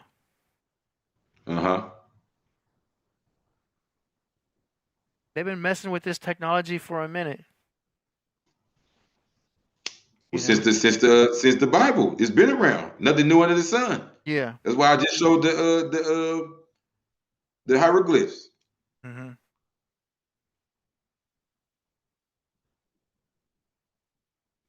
So the next one. And from our perspective, it seems like anti. That was Tesla's right there. Wow. It looks like anti-gravity from our perspective, when it could just be one hell of a big ass drone. Okay, so look, this is an actual photo of the first 6 foot. No, exactly, a big ass drone. Yeah. This is an actual photo of the first 6 foot prototype of the OTC X1 electrogravitic spacecraft that was to be launched, but never did because of illness on the part of the inventor and repeated harassment by the government. Mm-hmm. See, this is dangerous discussion because this is meant to be kept quiet for a reason, and it's not like, oh, they're trying to hide the technology so people don't start making UFOs themselves. Do you know what I mean? Because once this stuff gets out, same thing with the whole water car situation. That it's not supposed to get out, because once people start discovering of how these things work, they start realizing how they can build their own generators and build their own free energy devices so that they don't no longer need to be connected to the grid. The whole goal is to keep them on the grid, keep people in the matrix. Once people learn about this technology, they can learn how to get themselves off the matrix. You don't need fossil fuels anymore. You won't need electricity anymore. People will be able to duplicate their own generators and go completely off the grid and be like, boom, I don't need the government no more. I don't need to pay an electric bill no more. I don't have to pay for gas no more. I built my own shit because I figured out how they use it with all this other technology. And then big, huge industries fall. Yeah, it's all about keeping us dependent on them. Free energy. You know, as long as they keep us in a perpetual state of dependency, that's the slavery right there, you know? They've been hiding free energy for years, and that's why Tesla was hidden so much. And they propped up their false prophet. I mean, you know, credit to Albert Einstein, where they asked Albert Einstein, what's it like to be the greatest scientist in the world? Albert Einstein said, I don't know, ask Tesla.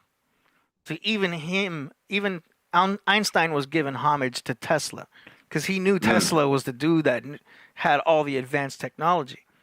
But it's been secret. But then, you know, well, not Bezos, but Elon Musk knew about this, took the whole name and created the car, not even using necessarily Tesla technology at all. Wow. He just took the name and created electric cars. Do you know what I mean? Well, yeah, he took the legacy, basically, like you're saying. Like, yeah. And then, you know, and that's what kind of brought his story back to light. But it's funny as hell because, like you said, it looks to me like he's part of the machine. And, you know, the machine loves to take the names of our ancestors and play with them. You know, it's just like the guy was just saying, you know, under, you know, their authority. And then you see Musa is like USA with the M on the front. Like, none of that shit is by mistake. You feel what I'm saying? And they just love taking any of our titles, you know, and playing with them. So even with Nikola Tesla, that's not one of our titles, but it just shows they do this even within their own realm, you know. And when I say them, I'm just saying those as the agents of confusion. Everybody don't have the power to make these decisions. You saw Independence Day, right? 100%. Even though it was a movie, it was interesting to see the idea that, you know, Area 51 is there, and, you know, Will Smith went down in there, and they had all these aliens in, you know, these chambers and stuff like that. They already had a flying saucer. They just didn't know how to turn it on. It seemed very feasible, even though we know it's Hollywood. The whole plot and the details within Independence Day were so feasible. Do you know what I mean? And of course, we don't know if 100%. Look, and at this time, right? Yeah. If we do the math, at this time, it was the same upheaval that they were having in the 50s and 60s. So this is the thing. Nobody wants to talk about the Nation of Islam and their involvement with this. So when their information became popular in the 50s and 60s due to the popularity of Malcolm X, this is when they came with all these space movies and space shows and funding all the musicians to, you know, turn this shit into a cartoon. So then they killed it off because his son, well, I can't say they did anything. His son came back and killed it off, but it was done with. They became regular Sunni. That information was killed off. Then Farrakhan made it back popular in the 90s, especially when he started getting money through his relationship with Gaddafi. So that's when they come again with all the space movies and the space documentary aliens and all the stuff. And so if you even mention anything like, oh, what the group said that, they be like, oh, I really don't fuck with them niggas. Them niggas high as hell. Them niggas talking about aliens and stuff. Yeah. The mothership. Feel me? But the point I'm making is they went up in what was called the University of Islam and stole the papers talking about these sciences. They had already measured the distance between the earth and the sun and the moon and all that before they even did all the travels and did their measurements. This was back in the 20s and the 30s. You feel me? Mm-hmm. Interesting. You know, and I'll go this far and say that what we see here is them attempting to create what was in the pictures of the papers they were stealing from the universities. Yeah. You know what I mean? Yeah. And not just out here neither. I want dudes to know I'm not just some pseudoscientist. I'm going all the way back to Alhambra. Okay. To schools in Cordoba, to schools in Seville, to schools in Rabat, to schools in Fez, to schools in Tripoli, to schools in Cairo, to schools in Timbuktu. You feel what I'm saying? So we had these drawings and these understandings and these scientists in many schools. Yeah, just like we had maps of the world in many schools already. Yeah. That's why it's no mistake that the Portuguese were going to Africa to get people and teach them, say, hey, you can come work and make some money for Jesus and take them to Brazil. Niggas already knew about Jesus. Stop believing that story that they came and taught us about him. Yeah. Okay.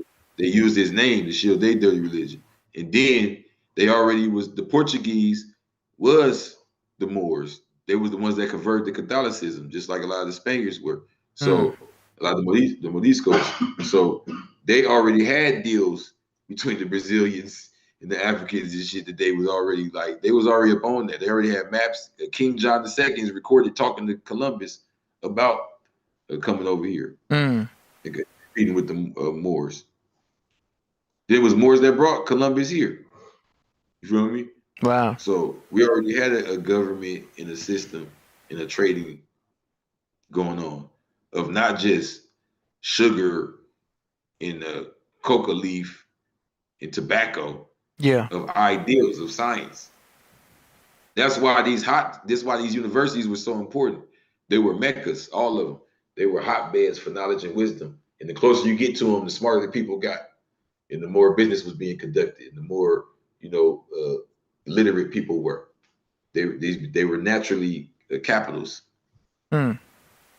They were capitals based on knowledge and wisdom. You feel me? Yeah. And we brought that tradition to Europe.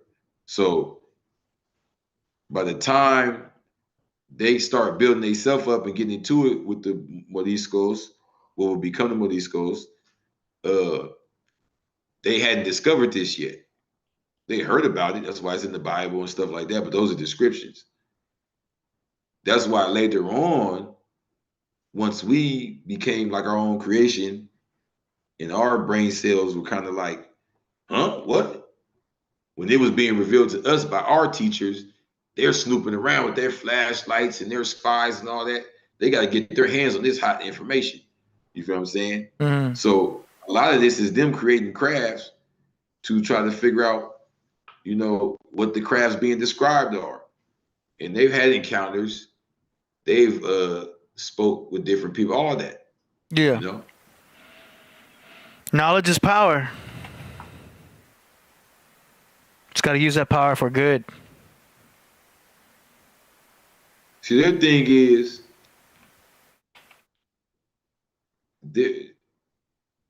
they want what they call it westernizing and modernizing. Mm-hmm. So their dream is to do this to the whole world. Mm-hmm. You know what I mean? But it just won't happen. So they gotta keep us scared away from that pure information that's still around, you know. Yeah, well, they keep it secret. Mm-hmm. So much so they got to create societies to contain them secrets. Well, no, that's what I'm saying. But you know how people be like, that's just like they're telling on themselves.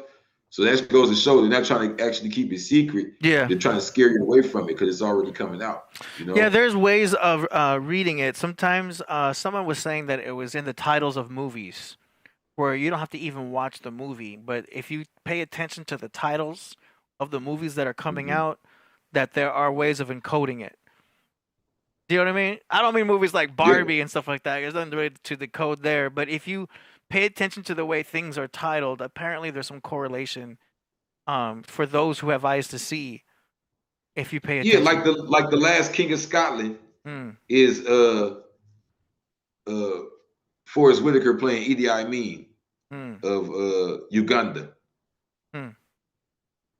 But that's if you have the eyes to see that the last King of Scotland was King James, who was the first king, was King James the first of the United Kingdom. I think he was the one who united the United Kingdom. You feel what I'm saying? So what they're trying to say is that their bloodline, King James bloodline, goes all the way to Uganda, right?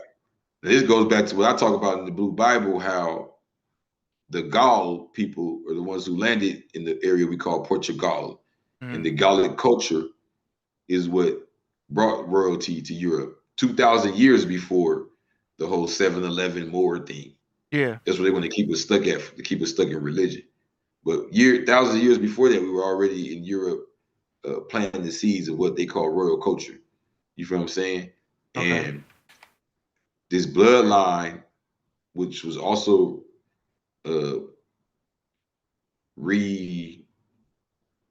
rehashed and reconnected during the Moorish rulership after 711 AD. These bloodlines go back to this Gallic culture I'm talking about, which goes back to the Oromo Gala people that are right there where Kenya, Uganda, Egypt, Ethiopia, Djibouti, Somalia, Kenya, in that area is. The Sudanic region, East Sudanic. Feel me? We got someone in the chat I wanted to point out, Triple JC. He says, we should be talking about how everyone is about to get microchipped and hooked up to the internet / Metatron's cube. So what does the Blue Bible say about, the mark, getting the mark on your hand and stuff like that so you won't be able to buy or sell without it? What do you think? Well, in the Blue Bible, we simpler than that. That's as far as I'm concerned. You go to page 50. That's already going on. So page 50 explains that. First of all, see, that's going to the physical. That's just the simple. Okay. They could tell us to do that tomorrow and we'll do it because they already got us mentally. Hey, everybody put the chips in. I can see motherfuckers lined up. Man, they say you gotta put the chip in. What we gonna do? No, everybody lined up for that other thing. I ain't gonna say it. Now, they say chip on your hand, but couldn't that also be our cell phone? Couldn't it also be looked at like we have a chip in our hand because we're holding the chip and we're buying and selling through our phones anyway? Couldn't that also be a metaphor for our? Yeah, it's already going on. Yeah, right. It's already going on. I mean, who do you know? I'm saying even without the phone, us city bred people. Yeah. Look, after writing 6,000 years of our story, the people of Adamites. I'm talking about us, whether you be Guatemalan, Belizean, Honduran, El Salvadorian. I mean, all of us, bro. After writing 6,000 years of our story, everything going back to 4,000 BC. Yeah. The people of Adam, Adamites, created our past. They wrote slavery into our minds. From there, it traveled through our DNA into our seeds. By muting our natural DNA, they killed the God within us. 90% to 98% of our DNA is muted. Scientists call this junk DNA. We are only 2% to 10% of who we truly were born to be.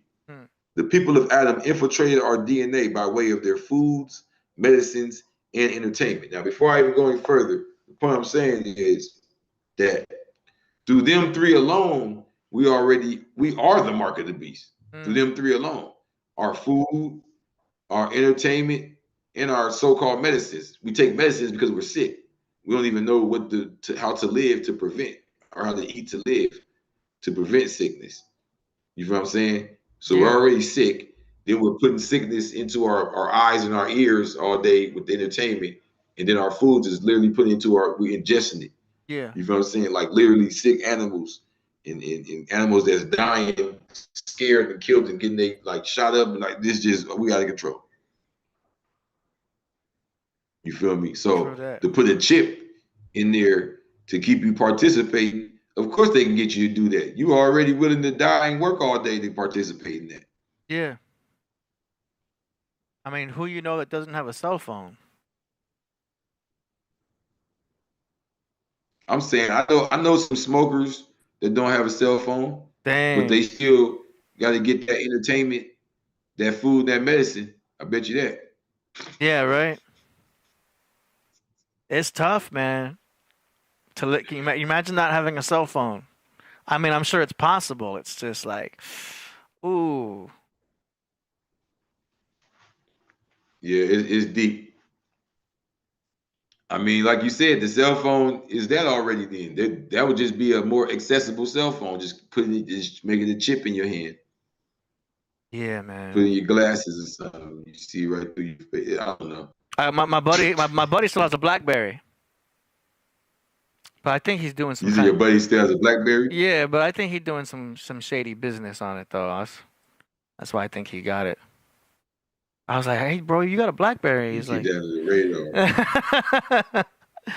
I'm like, "You got a BlackBerry, man? What's going on?" He's like, "Yep." You don't have an Instagram. You don't have a social media account. I don't even know if dude has an email, but he got a BlackBerry, yo. Remember pagers? Oh yeah, he's for sure a trap. Did you ever have he's for sure a trap king. Did you ever have a pager? Yeah, I had a pager, huh? Back in the day. I was like 12, but I had one. Demetrius says 80 still has a sidekick. You know, I never had a sidekick. I was the shit when I had my pager. Yeah. I had a phone that flipped up so I could, type on it, but it wasn't a sidekick. I still remember the first Nextel chirp. The big blue one, I-50. Okay. Before they even had the cameras or any of that. I had a device that was able to collect voicemails. So someone could call That was like the first prepaid. Yeah, and then they would leave a voice message, and I would just listen to the voicemail. But I didn't use it to call or anything. And that's like a pager, right? Yeah, it came on after the pagers. It was 1997 or 1996 when I had that, and it was a number they would call, and then I would be able to hear it on a speaker type of thing. That lasted 6 months. I had that thing for 6 months before I had a regular phone. Yeah, man. I was one of the first kids. It was just voicemail. It was just a voicemail. So you could call it and be like, "Yo, AD, hit me back," and I'd hear it, and I would just call him through other ways. I got made fun of in school for being one of the first kids to have a cell phone. So they'd be like, "Oh, they made fun of you for having a cell phone?" That's how young I was. I was young and I had a cell phone. They'd be like, "Oh, here comes AD. I gotta make a business call. Here comes Mr. Businessman." You know what I mean? I didn't give a fuck. Would you have a big old brick cell phone? No, I had the Motorola Flip. So it was a Motorola phone. Back then, Verizon Wireless was called Pactel. This is how back far I went, man. The Pactel became, AirTouch, and then AirTouch became Verizon. But before all that, it was Pactel. And it was just like a Motorola flip phone. And I would just be like, bleh, and I'd be listen like that. Had an antenna. I'd raise the antenna. I didn't have the one that they had on Saved by the Bell, that big white clunky one. That was before my time. Yeah. But I had a Motorola, and it was cool. And I was one of the first kids in like junior high school. You ever see anybody with the big clunky one? Like Not in my era. I never saw anybody with that in my era. I was the only one that was walking around with that Motorola flip. But yeah, man, it was just so I could tell my parents, hey, come pick me up, because I would have like band practice after. I was in the drum line. I was in the drum corps in high school, and in the 7th and 8th grade. You know what I mean? So I had to call my parents to come pick me up. Anyway, yeah, man, that's how technology has changed from the Motorola flip phones, and now we got these smartphones, which are just crazy, man. Now we got phones that have better camera technology than a DSLR. Your phone can take the phone is everything now. Nice pictures. Oh yeah, cover. I don't even watch TV anymore, but I be on that phone. Yeah. Oh yeah, no. Cable's out. When I moved into this place, the local area was like, okay, what do you want to get for your package? You want HBO? You want Showtime? I'm like, nah, just internet. And they're like, well, what about your TV? Don't you want basic TV? I'm like, nah, I don't watch TV. I just want the fastest internet you got. And they were, at that time, this was 2018. They're like, why don't you want cable? Like, everyone gets cable. We're going to give you a free package.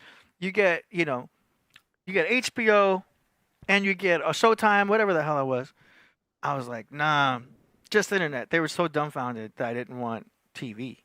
And now, like, TV is just going out, man. It's all about on demand. It's all about people are watching Netflix, YouTube. YouTube's the #1 site in the world now. People don't even watch the news no more. They be like, I get all my news from TikTok. Yeah, you can get it from. Well, I don't have TikTok either yet, but yeah, all YouTube. It's all on demand. It's all social media. It's all Amazon Prime. I think the news is good because even if they're telling lies, this is how you like see what's going on. Like this is the lie they're telling you. This is what's going. You feel what I'm saying? Mm. Yeah, especially for weather, maybe. I don't know. My parents still have. Nah, even like the Mexico alien thing. Oh, okay. You know what I'm saying? Like even if it's some bullshit, like we talking about it, Mm. I'm not saying we should worship the news and it's the all in all. Everything they saying is right and exact. I'm just saying that. It at least, bro, you got some people, they just watching people shake their ass all day. Oh, like, yeah. No, there's all kinds of content. There's smart content, and then there's dumb content all over the place. It just depends on what you're looking at. Yeah, I just think the news, as far as information, is a good balance. You know what I'm saying? Yeah, it's literally. I'm not even saying it got to be an equal amount. It may be 30 minutes a week or some shit. It's all information wars. It's the new media. I got into a fight with my aunt about it because I mentioned something that was off the wall at Thanksgiving. And she's like, oh, you're getting your information from YouTube. I'm like, hey, books can have false information too. You know what I mean? Like, it's a media source. Yeah. It just depends on what channel you're following, who it's coming from. The YouTube is just the media. It's a medium. Do you know what I mean? There's books out there with false information. So, but I mean, the platform it comes from, it has more checks and balances. Yeah. So even though it's controlled and it's like, oh, they're all saying the same thing. Is what is such and such owns all of them. Now we know that. Now we know who's behind. Yeah. Okay, well, who's behind Viacom? Some people you can't even have that conversation with. They're just like, I don't know, and they don't even know that YouTube is, controlled as well. Like, you know what I'm saying?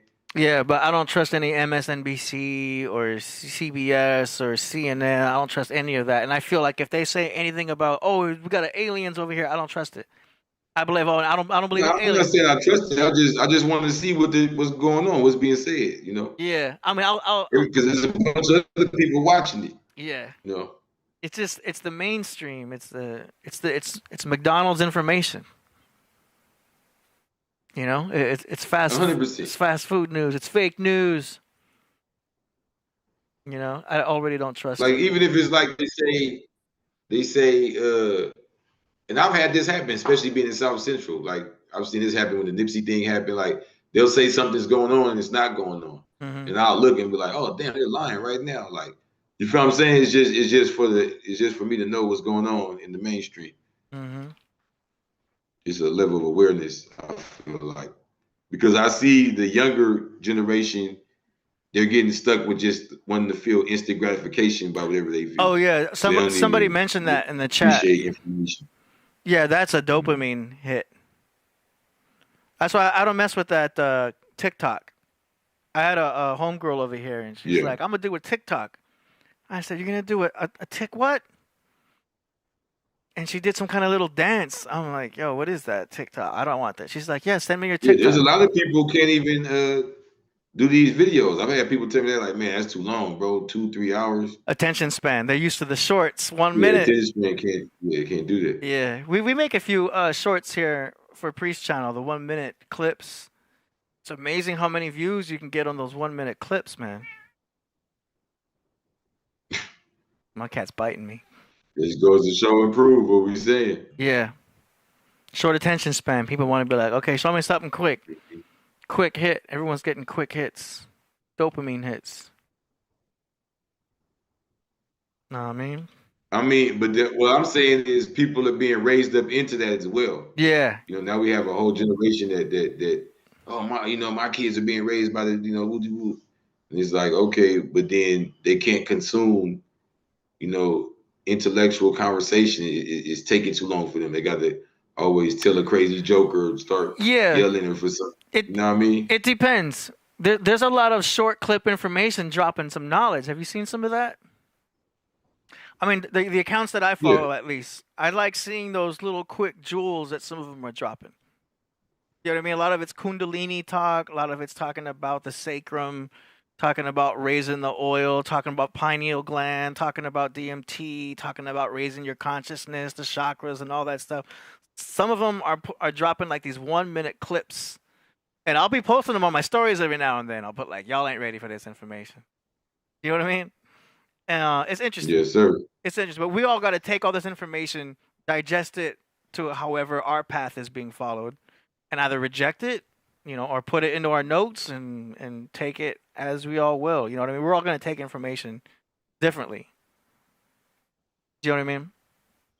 100%. It's information wars. It's info wars. It's a war out there for the mind. That's that Matrix talk. But what I hate is in the place right now. That's why I say I already see the mark happening. Yeah. But they can wake up tomorrow and say, girls are boys, boys are girls, and now the whole world's talking about it. That's a whole other. Did you see that thing that just happened with the girl talking about she got hit with the brick, and everybody was talking about that, and then they said it was all a hoax? Nuh-uh.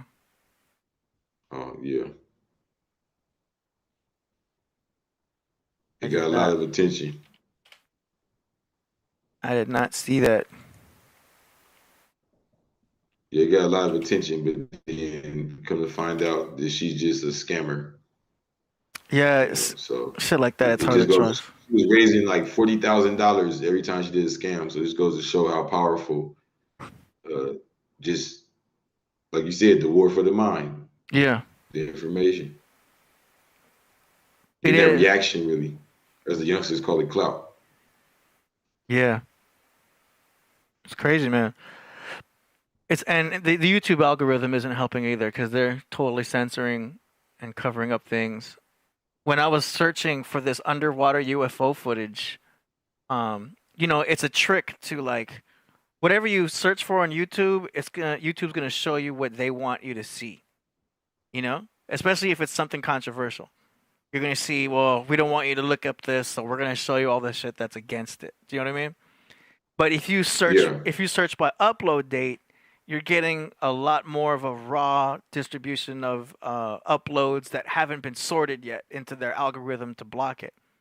But YouTube's catching on to that. So like, when I was looking for that UFO footage earlier, I would go here, and I went to YouTube, and I searched, underwater UFOs, and all this stuff came up. You know what I mean? Ancient Aliens, History Channel, all this bullshit. Like, Here's our mainstream shit to throw you off your channel. So I'm like, okay, well, show me. I was trying to find specifically UFO underwater being escorted, a UFO being escorted, right? I searched that, right? I looked that up, and I was like, boom, again, History Channel, ABC, The Sun, like all this mainstream bullshit. So I'm like, well, let me do the trick that I do and search by upload date. Watch this. I go by search by upload date. No results found. You see what I'm saying? Like they straight up censoring me from doing my, trying to find that specific video by saying anyone who searches for this particular term, if they check by upload date, just show them nothing. That's how they got us, man. I can't even search by upload date. And all I did was type UFO underwater escort. Now I can search UFO. Well, it goes back to why YouTube is not a safe place for us to base our information. You know what I mean? We got to. That's why, people always been telling me, put the Blue Bible on YouTube and read it. I'm like, we're going to get to that part. But right now I'm encouraging everyone to get it and read it themselves, because it's deeper than just, me selling a bunch of books. Is when you have a bunch of people thinking a common thought, it becomes a truth. You feel what I'm saying? Yeah. So if we just get everyone on one accord to understand, what I mean, what it is we're talking about. But people are getting smart. Don't you feel like people are getting smart though? They're feeling like, oh, if it's being censored, it's got to be true. If they hating on it, oh, it's real then. Yeah, but then you got a lot of dudes who are just quacks as well. They sit behind their computer and they just believe whatever they can Google, And yeah, I agree with that. I come from a school of thought where once you commit something to your belief, you're going to go out and actually, do certain things and commit certain things to memory and have certain copies of things around you, just as your own, personal, identity. Now you were talking about how we pass it down to our children and all that. You were talking about mummified aliens in Mexico, right? Yeah. So 13 hours ago, they just launched this footage right here. Yeah, it looks like E.T. You're right. Alleged alien corpses were found in Peru. They're believed to be 700 to 1,800 years old. They only had 3 fingers and elongated heads. X-rays of the aliens were also shown, and experts say one of the bodies has eggs inside of it. Maybe we could have alien babies. A lot going on in Peru. Yeah. Right. So is this real? Do people believe this? I don't know. As Leslie Lopez says, we want DNA samples. Yeah. And then we're eventually going to find out that aliens look nothing like we think they look. It look nothing like E.T. It looks like a stone carving. It really. So, what do you make of that? What do y'all at home make of that? Now, me in my head immediately, oh, boom, they're launching the alien distraction, Project Bluebeam. Like they're setting up some type of new distraction. That's my first thought. What do you think? With the mummified thing, I mean. Well, go back to what I was saying when I said you got the real chain at home in the vault, and you got the fake chain you put on, to show off at the party, Yeah. I think Mexican officials are aware of the truth, and they're just putting that out there, I don't know if they want to spark conversation or if they're trying to, telling themselves, I don't know what their motivation with that is. But. Coverboy says UFO is for unfinished object.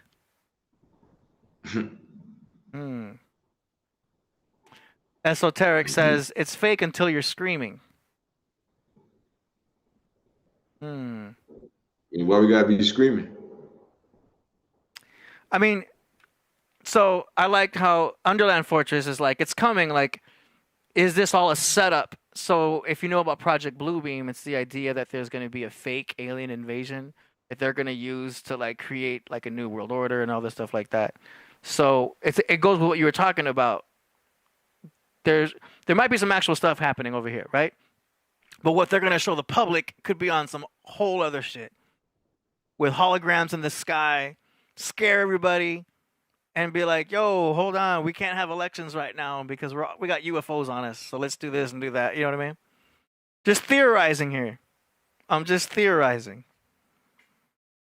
What do y'all think? First call says fake or real, but doesn't mean aliens don't exist or not here. Yeah. Who knows? Some say the aliens are us. Crip Jesus, are you there or are you frozen?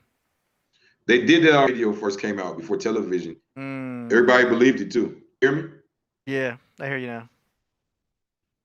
Oh, I said they already did that. It's called War of the Worlds. Back when before television, when radio was just getting real big. Yeah. I guess they wanted to test their power and they staged a fake alien invasion right on the radio. I wonder if they would try to do that again. Have you seen the UFO footage in Jerusalem? This is the only footage that had me believing. Because, you know, I'd be skeptical as hell for a long time about things before I make a decision. Have you seen the Jerusalem footage? No, I haven't seen it. The only reason why I believed it is because there was multiple angles of the same thing. Usually if I see one angle of one thing happening, it's like, well, they could have faked that easy. But to have multiple angles of the exact same thing, hold on, let me see if it's even... if they hit it from the world. Typed in multiple angles. Let me double check this. There's a new video. A bright light is seen descending over the... It was in Jerusalem. I know a lot of y'all in the chat have seen it. But it's one of the most... Here we go. 4 angles. Check this out. So it's going to show you the first angle, and then the other 4 are going to pop in. See, that thing comes down over Jerusalem. This is 2 angles right now. Third angle. The UFO on top. 4th angle. We got 4 angles of the same UFO. Watch this.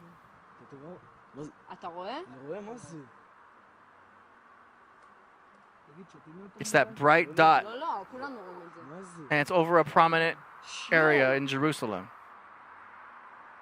Watch this. Whoa! Shoot straight up.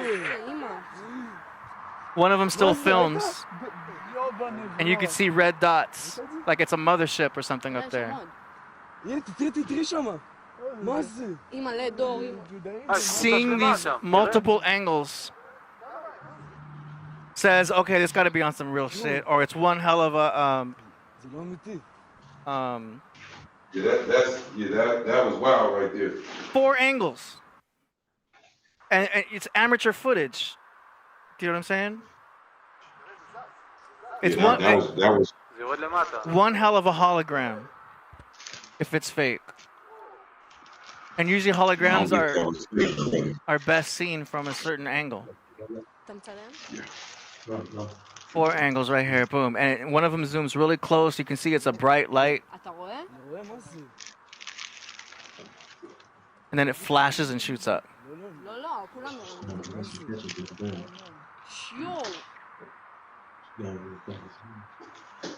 Whoa! Crazy. That had me believing. That particular footage alone, y'all can look that up. It's just called Jerusalem UFO 4 angles. Yeah. And it's been like, you know, that's the best footage you know I've seen. What temple we was visiting? Say again?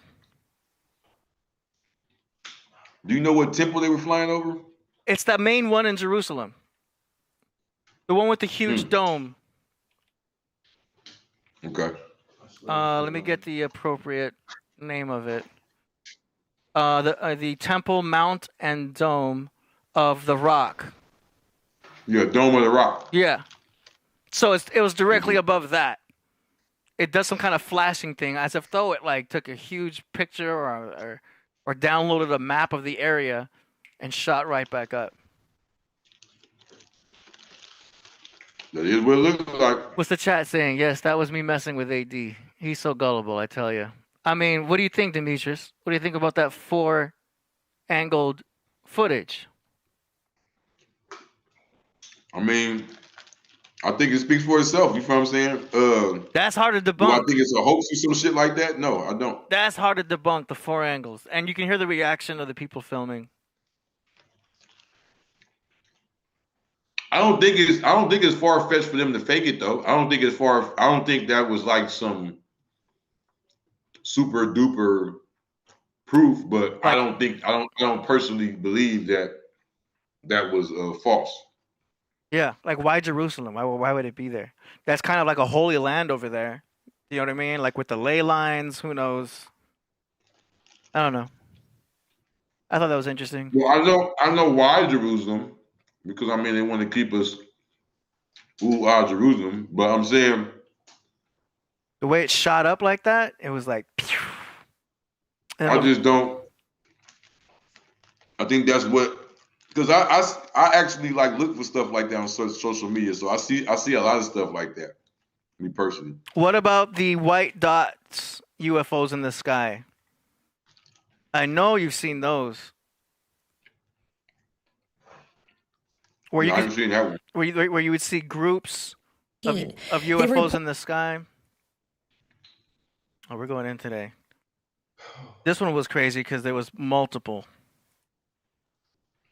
I'm gonna put, and it was in the daytime. And it was like, and there are a bunch of white dots.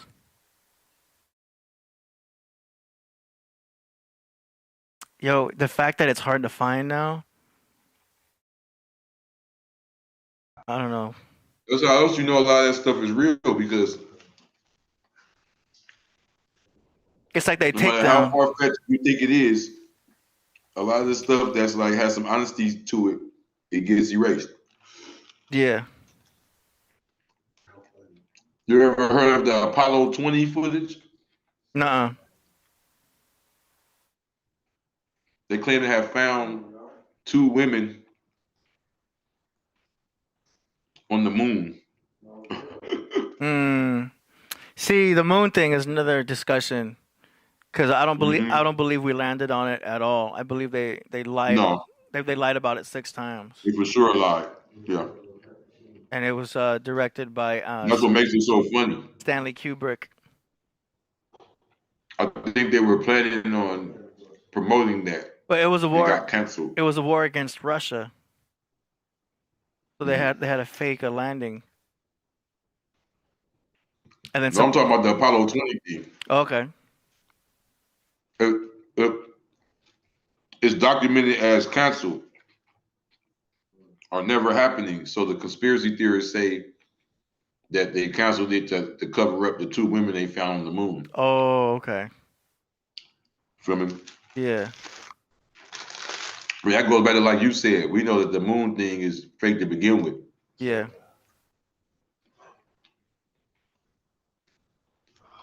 I mean, we had a guy in here talk about all that. I actually seen what's his name, Neil Armstrong. He denies it all the time.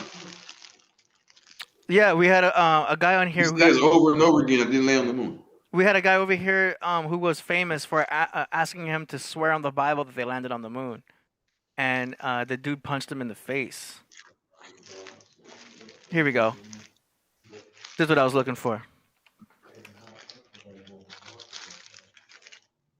You seen this footage?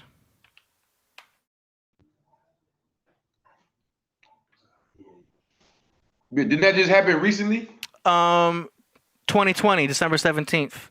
At first, I'm like, no, well, no, that's just a bunch of weather balloons. You know what I mean? But then, how could they be? I'm not up on that one. I don't know. There's way more. There's other footage of the same type of thing where they're moving a lot. It almost looked like you were watching a field show for a halftime show with a band, but they were like moving around, doing all kinds of things.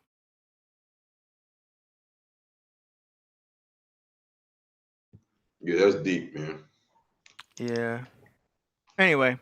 I mean, like I said, I see that a lot on social media. Yeah. You know, and it's a lot of times it's just people uploading what they find on their phone. Yeah. You know, like I said earlier, some of it is the government, And some of it is our folks trying to tap back in with us. But I need to see multiple angles before I even consider it. If it's one angle, I just think it's some bullshit. Somebody's messing around with their new AI CGI thing. Why is it always Mexico? I just told you. Do you know what I mean? It's the garden. They chose that area. Okay, what about the ones that left? What do you know about crop circles? Exactly. Like a lot of it. Find them in America. Way too intricate to be homemade. You know what I mean? Like the precision of some of these crop circles is just like ridiculous. I've seen a bunch of fake photos that you can do on Photoshop. But I'm talking about the crop circles can be man-made, but they can be made by people who are making them for an ancestor that they know is coming from the sky or that's way more advanced than them. Yeah, Triple JC says Aztec pyramids. M. Kush says Mexico is ancient land. That's true. Y'all got a point there. It's Aslan, the garden. Just like Atlantis. It's the land of Atlantis. So when you hear all these myths about Atlantis having this great technology, they're talking about like what's in the Olmec history and the Inca history and all that. That's the people that they're talking about.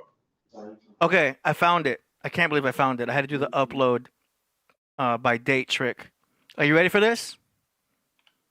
Tell me you've seen this. This is UFOs making a crop circle footage. Caught on camera. You ready? Can you see the screen? Yeah, I'm ready. Okay, watch this. Tell me if this is real or fake at home. Here we go. Have captivated the world with their intricate and precise patterns etched into fields. While skeptics dismiss them as elaborate hoaxes, do it again. Crop circles have captivated the Look. It's like a printer. Do it again. Boom, boom, boom, boom. Done. That was like a barber or something. They hit a button on those ships. You can see the UFOs. And then boom, boom, boom. Yeah, wow. That's crazy. What y'all think of that? And then there's so many crop circles, man. You see, oh man, it goes in. Somebody, going from California all the way down to like Chile. Yeah, there was a crop circle done that showed, and this was a video. It was a video footage of them flying over this, as if though they look like this, and then this was like a code, and it had a meaning to it. I don't know if y'all saw this. Roberto says, I thought that was like a commercial or something. That was real? That was real because you could see the helicopter flying over that footage. That one to me is the craziest one. See, they show it again here. And the code... strategically located along ley lines. Oh, so they strategically put them on ley lines. Here we go, talking about the Aztecs. These powerful energy lines suggests a deliberate placement by extraterrestrial beings to harness or interact with Earth's energetic grid. There have been numerous examples of crop circles appearing worldwide, Watch indicating this. important messages from civilization.